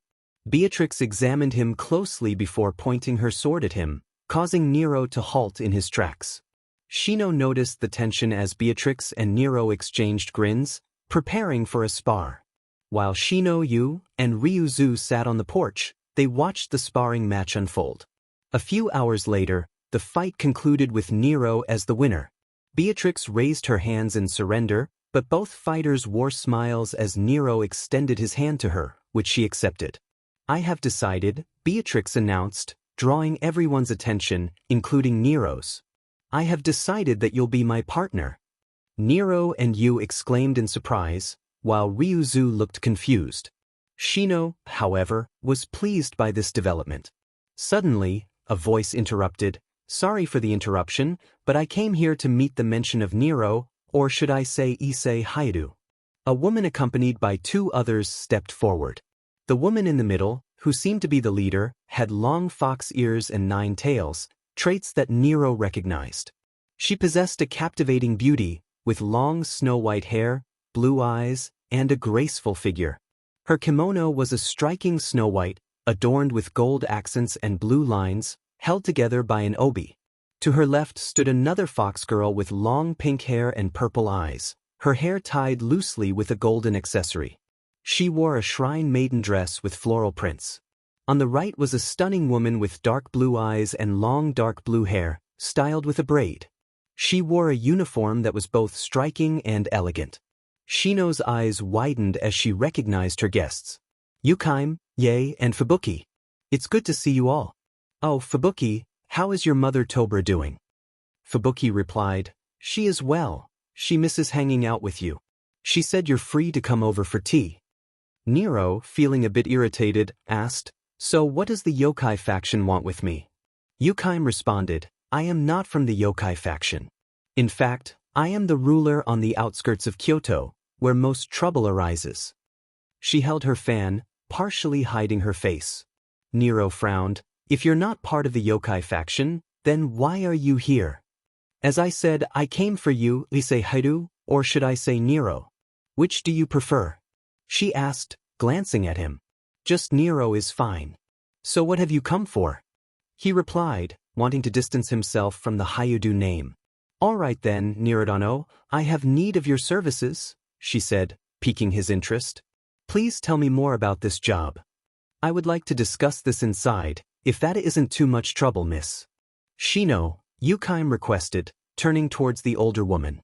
"Go ahead, make yourselves comfortable."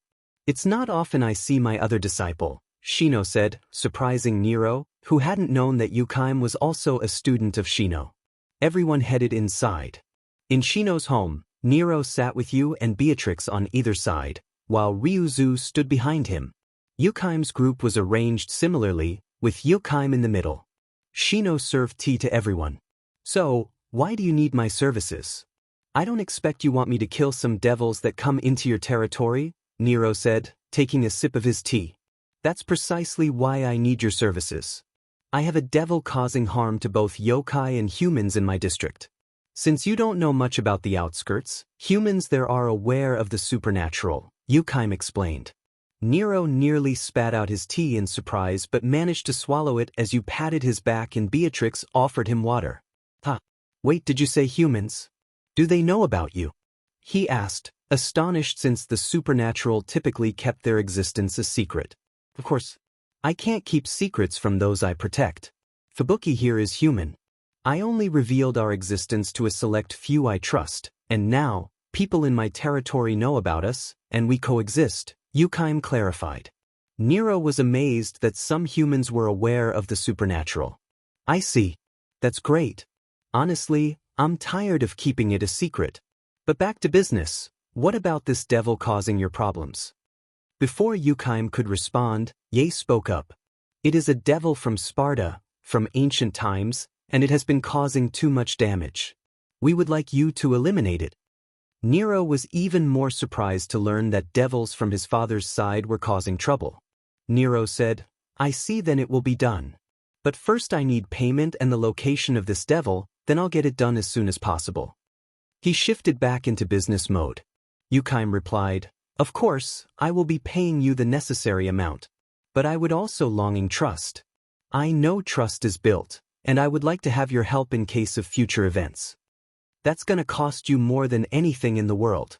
You gotta give something of equal value, Nero said, as Yukaim nodded and looked at him.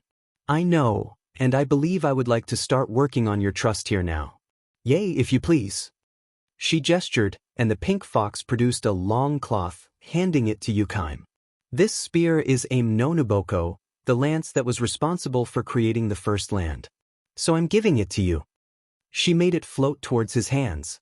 Nero examined the spear, realizing its power was no joke. How do you have it?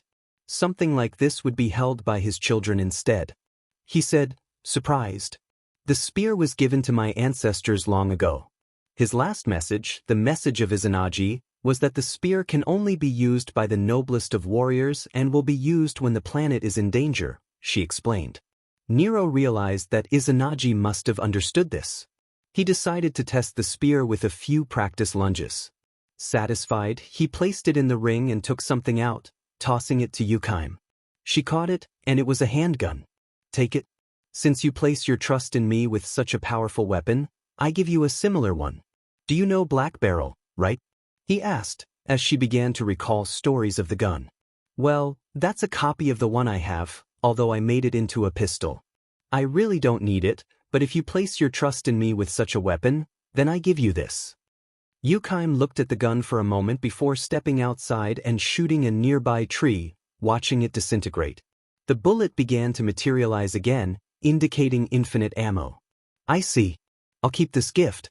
I hope you and I can come to an understanding.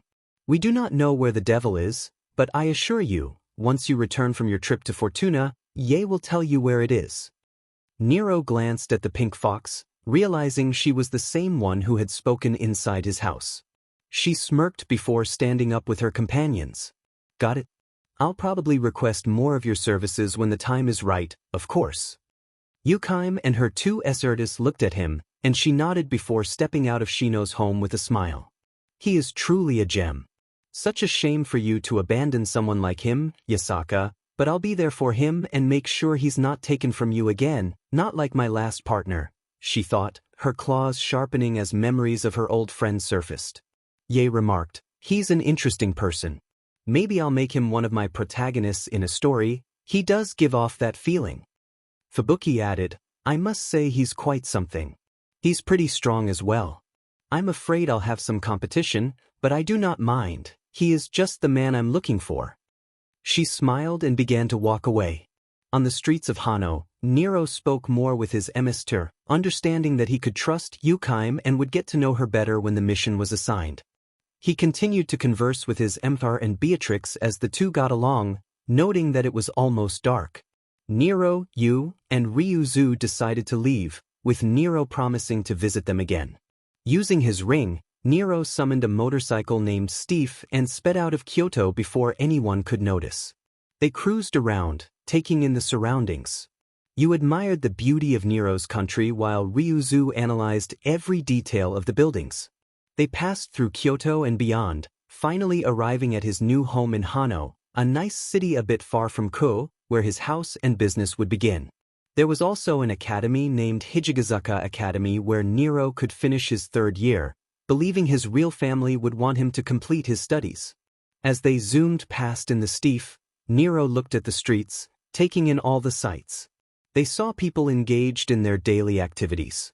Among them was a stunningly attractive woman with hip-length black hair, green eyes, and a voluptuous figure.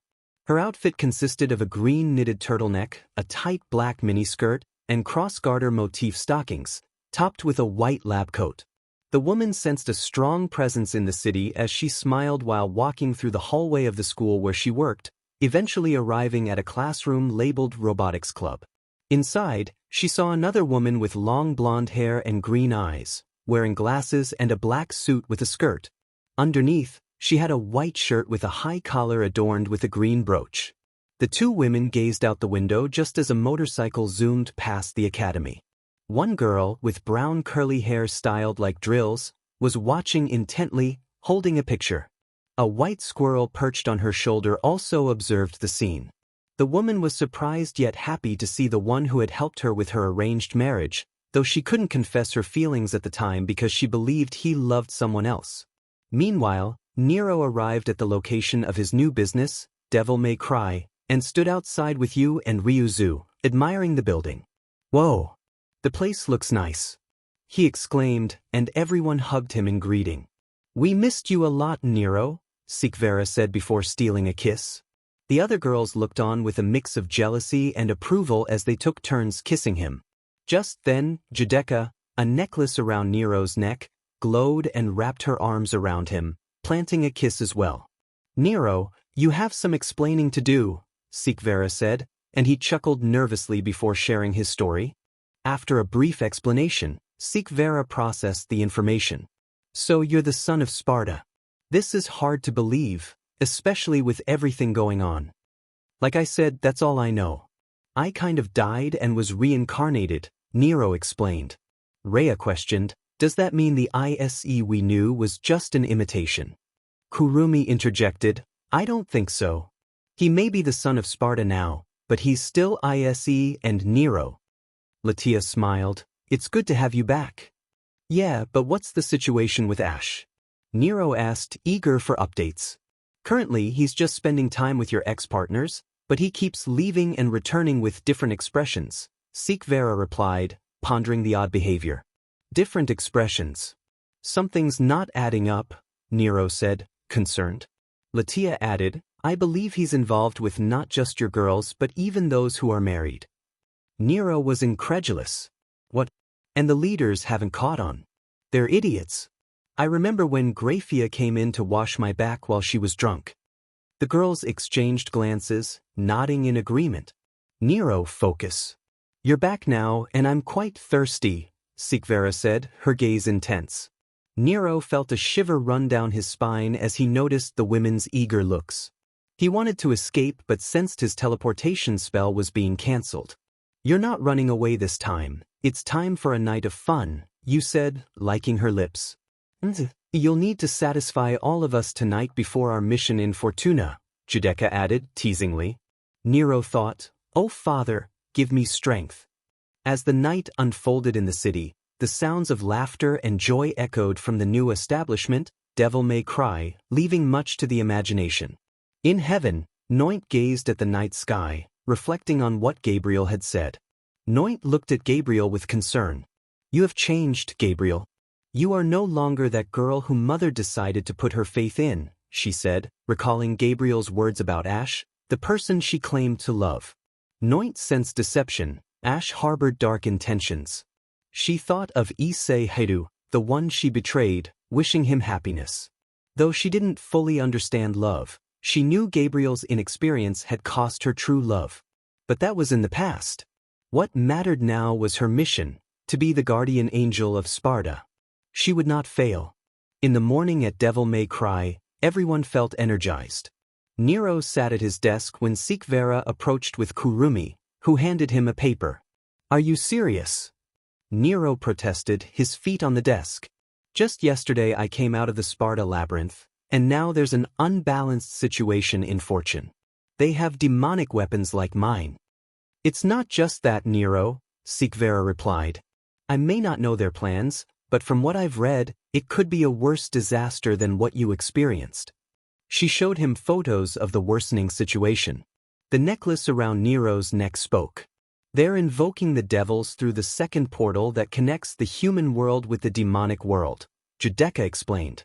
And how are you sure they'll make their move now? Nero asked.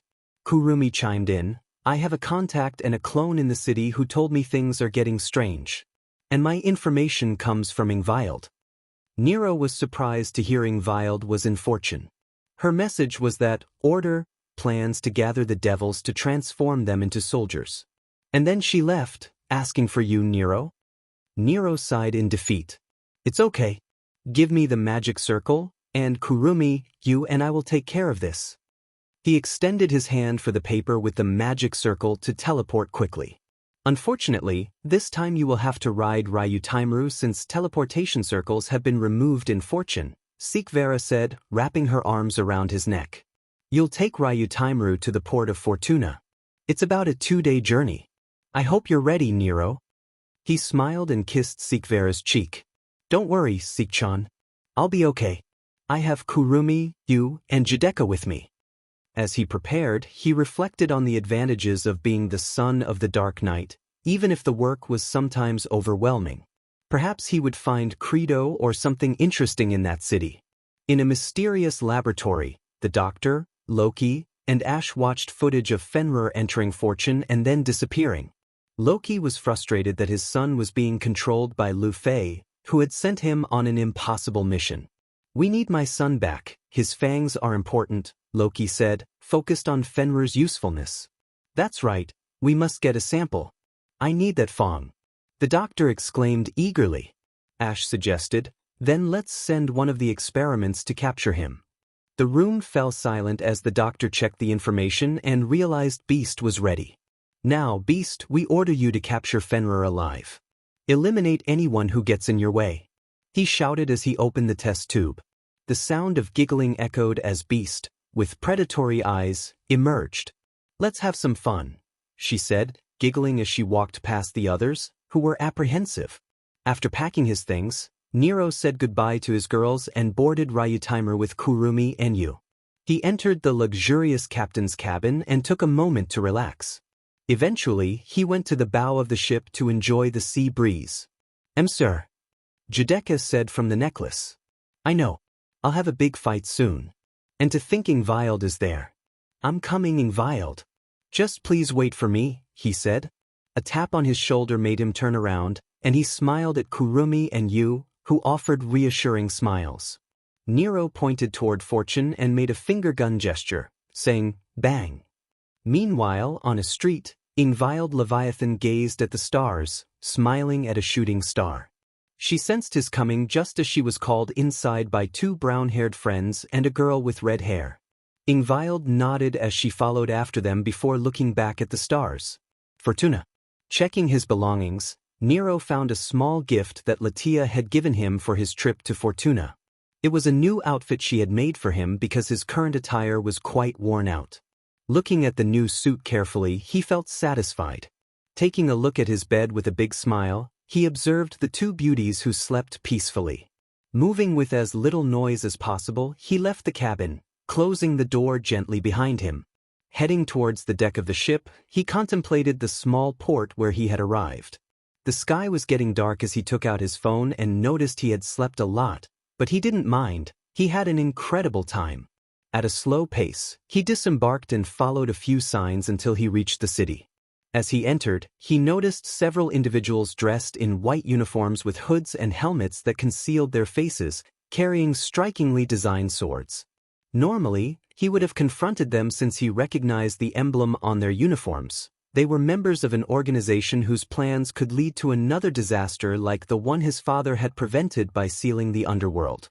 However, he couldn't attack them without drawing attention, so he activated his Incursio armor to ensure he wouldn't be recognized.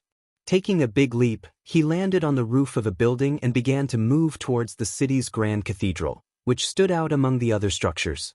As he approached, he heard familiar sounds, a fight.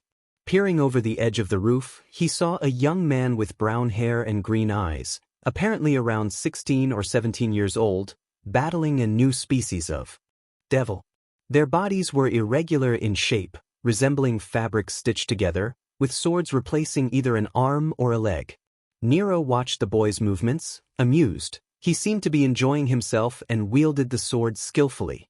After a few more minutes, the fight ended, and the young man took off running towards the cathedral, clearly late for something. Nero remained observant, recalling that the leader of this organization was an old man who presented himself as a priest but secretly worshipped a devil, Sparta. The task was simple: go and eliminate the old man and retrieve a specific sword. Yet, something about this mission troubled him. If it was so straightforward, why had the factions struggled so much? Any supernatural being could have accomplished the task easily, yet they had sent armies and even failed to defeat him. This will get interesting, Nero murmured as he continued to advance across the rooftops. Finally reaching the roof of the cathedral, he noticed the stained glass windows that illuminated the interior.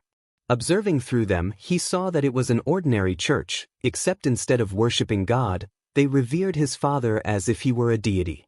In his opinion, the church was dreadfully boring. If he had to attend like a normal person, he would either listen to music or find it unbearable.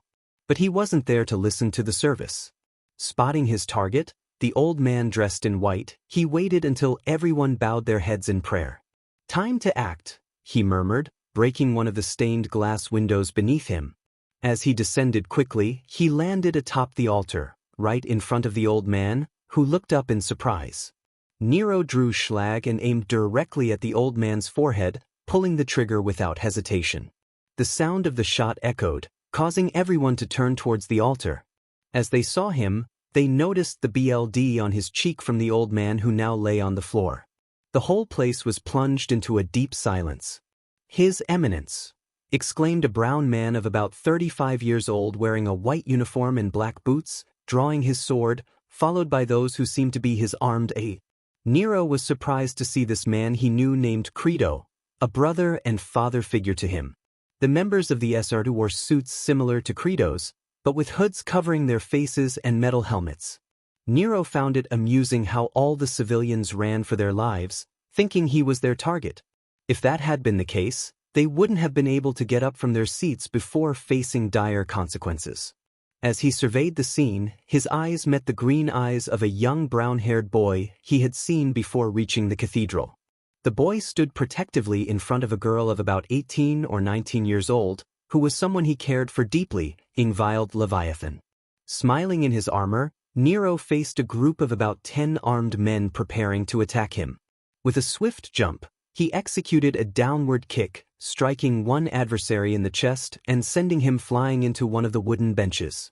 He blocked a downward cut from behind, kicking his attacker away, causing both the assailant and a teammate to fall to the ground. Turning his gaze, he noticed one of his fallen opponents attempting to rise. Stepping on the enemy's chest, he plunged the blade of rebellion into the man's torso, a small stream of BLD erupting as the steel cut through flesh. This scene was observed by the young man, who began guiding his companion and Ingvild toward the exit as quickly as possible. Nero seized one of his attackers by the shoulder, turning him toward himself and driving his sword into the center of the man's chest. He lifted the body, using it to strike down his remaining foes. Once they were all incapacitated, he hurled the man against a wall several meters away. Without wasting time, Nero approached Credo, who was on his knees behind the altar, holding an old man's body in his arms. "Credo!" exclaimed the brown girl, starting to run in Nero's direction. One of the hooded figures, still alive, attempted to attack Nero from behind, but he easily blocked the strike, sending the assailant stumbling backward. The brown girl fell to the ground right in front of Nero, frightened by his presence, while Ingvild tried to help her up. Nero attempted to reassure them, "Get out of her," but was interrupted. "Take this," shouted a voice from the side. Nero turned to see 2 boots aimed at his face, sending him flying several meters until he landed against a statue that resembled his father, though it didn't look like him at all. The young brown-haired boy rushed forward, positioning himself protectively in front of Nero. "Kyrie, go with your brother, Ingvild, and get out of here," the boy, Becerra, urged, keeping his eyes on the white-haired man. "I'll be back with help. You stall him until then," Credo exclaimed, throwing a sword to Becerra, who caught it effortlessly before leading his sister and her soldiers away. "Take your time," Becerra murmured, but then he felt his balance shift. Looking down, he realized why. Nero, in his Incursio armor, had executed a swift leg sweep. Suddenly, Becerra felt something above him. Looking up, he saw Nero attacking with a descending cut.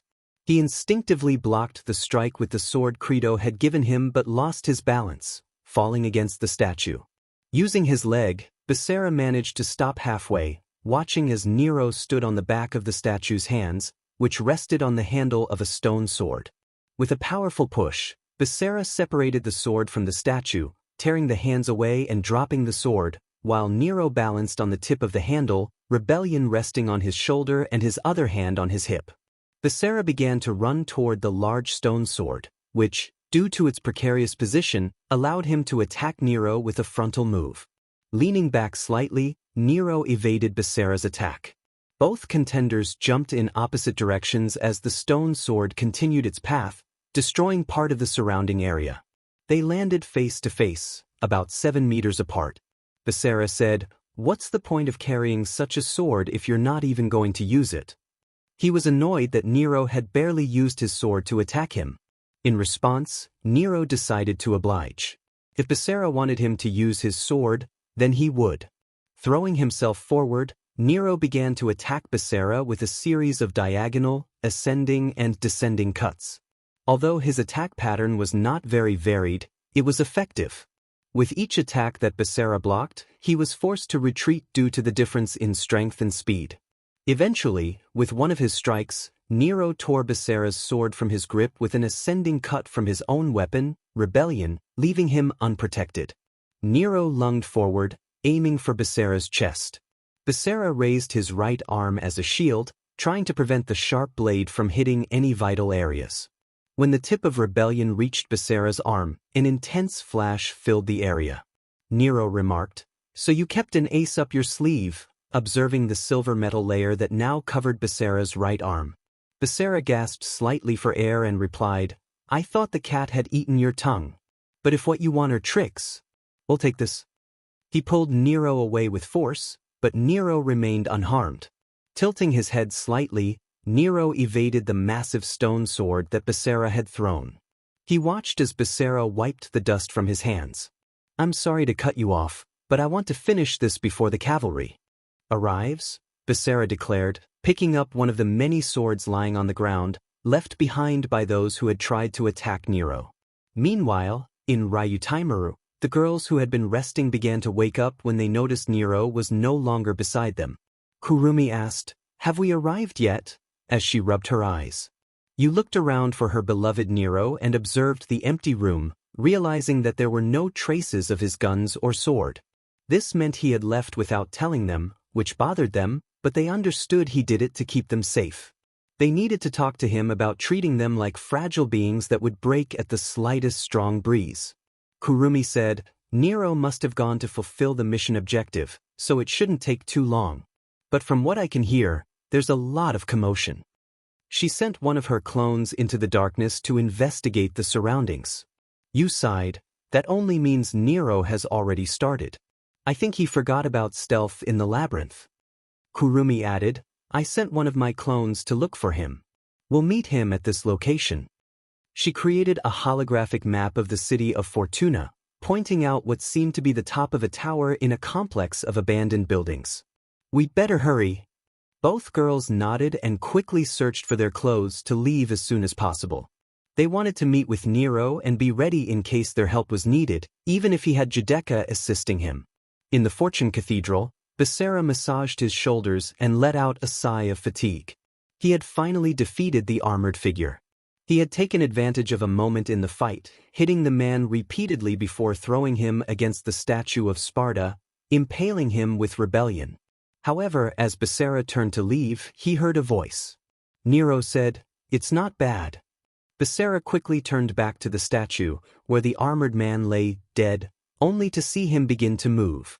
"I may have even underestimated your abilities," the man said, separating himself from the statue with some effort, Rebellion still piercing his torso. He landed in front of Becerra as if nothing had happened. "You aren't human, are you?"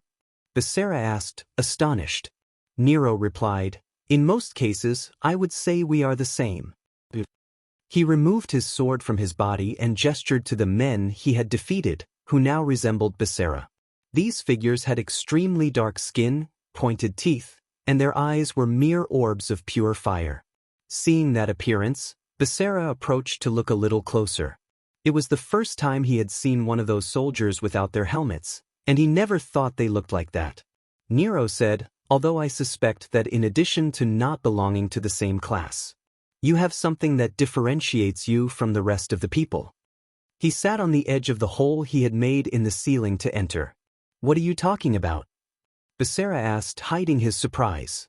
He had only diverted his sight for a moment, and then Nero, who was next to him, appeared on the ceiling. Very soon you'll find out.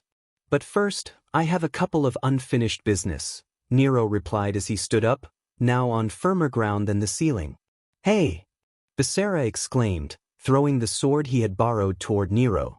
The sword landed near the edge of the hole through which Nero had entered. Adios, kid, Nero said with a playful tone. Despite Becerra being a few years younger and probably in the same age range, Nero thought he didn't know anything and lived in ignorance of very dangerous creatures, which in Nero's opinion made him a child.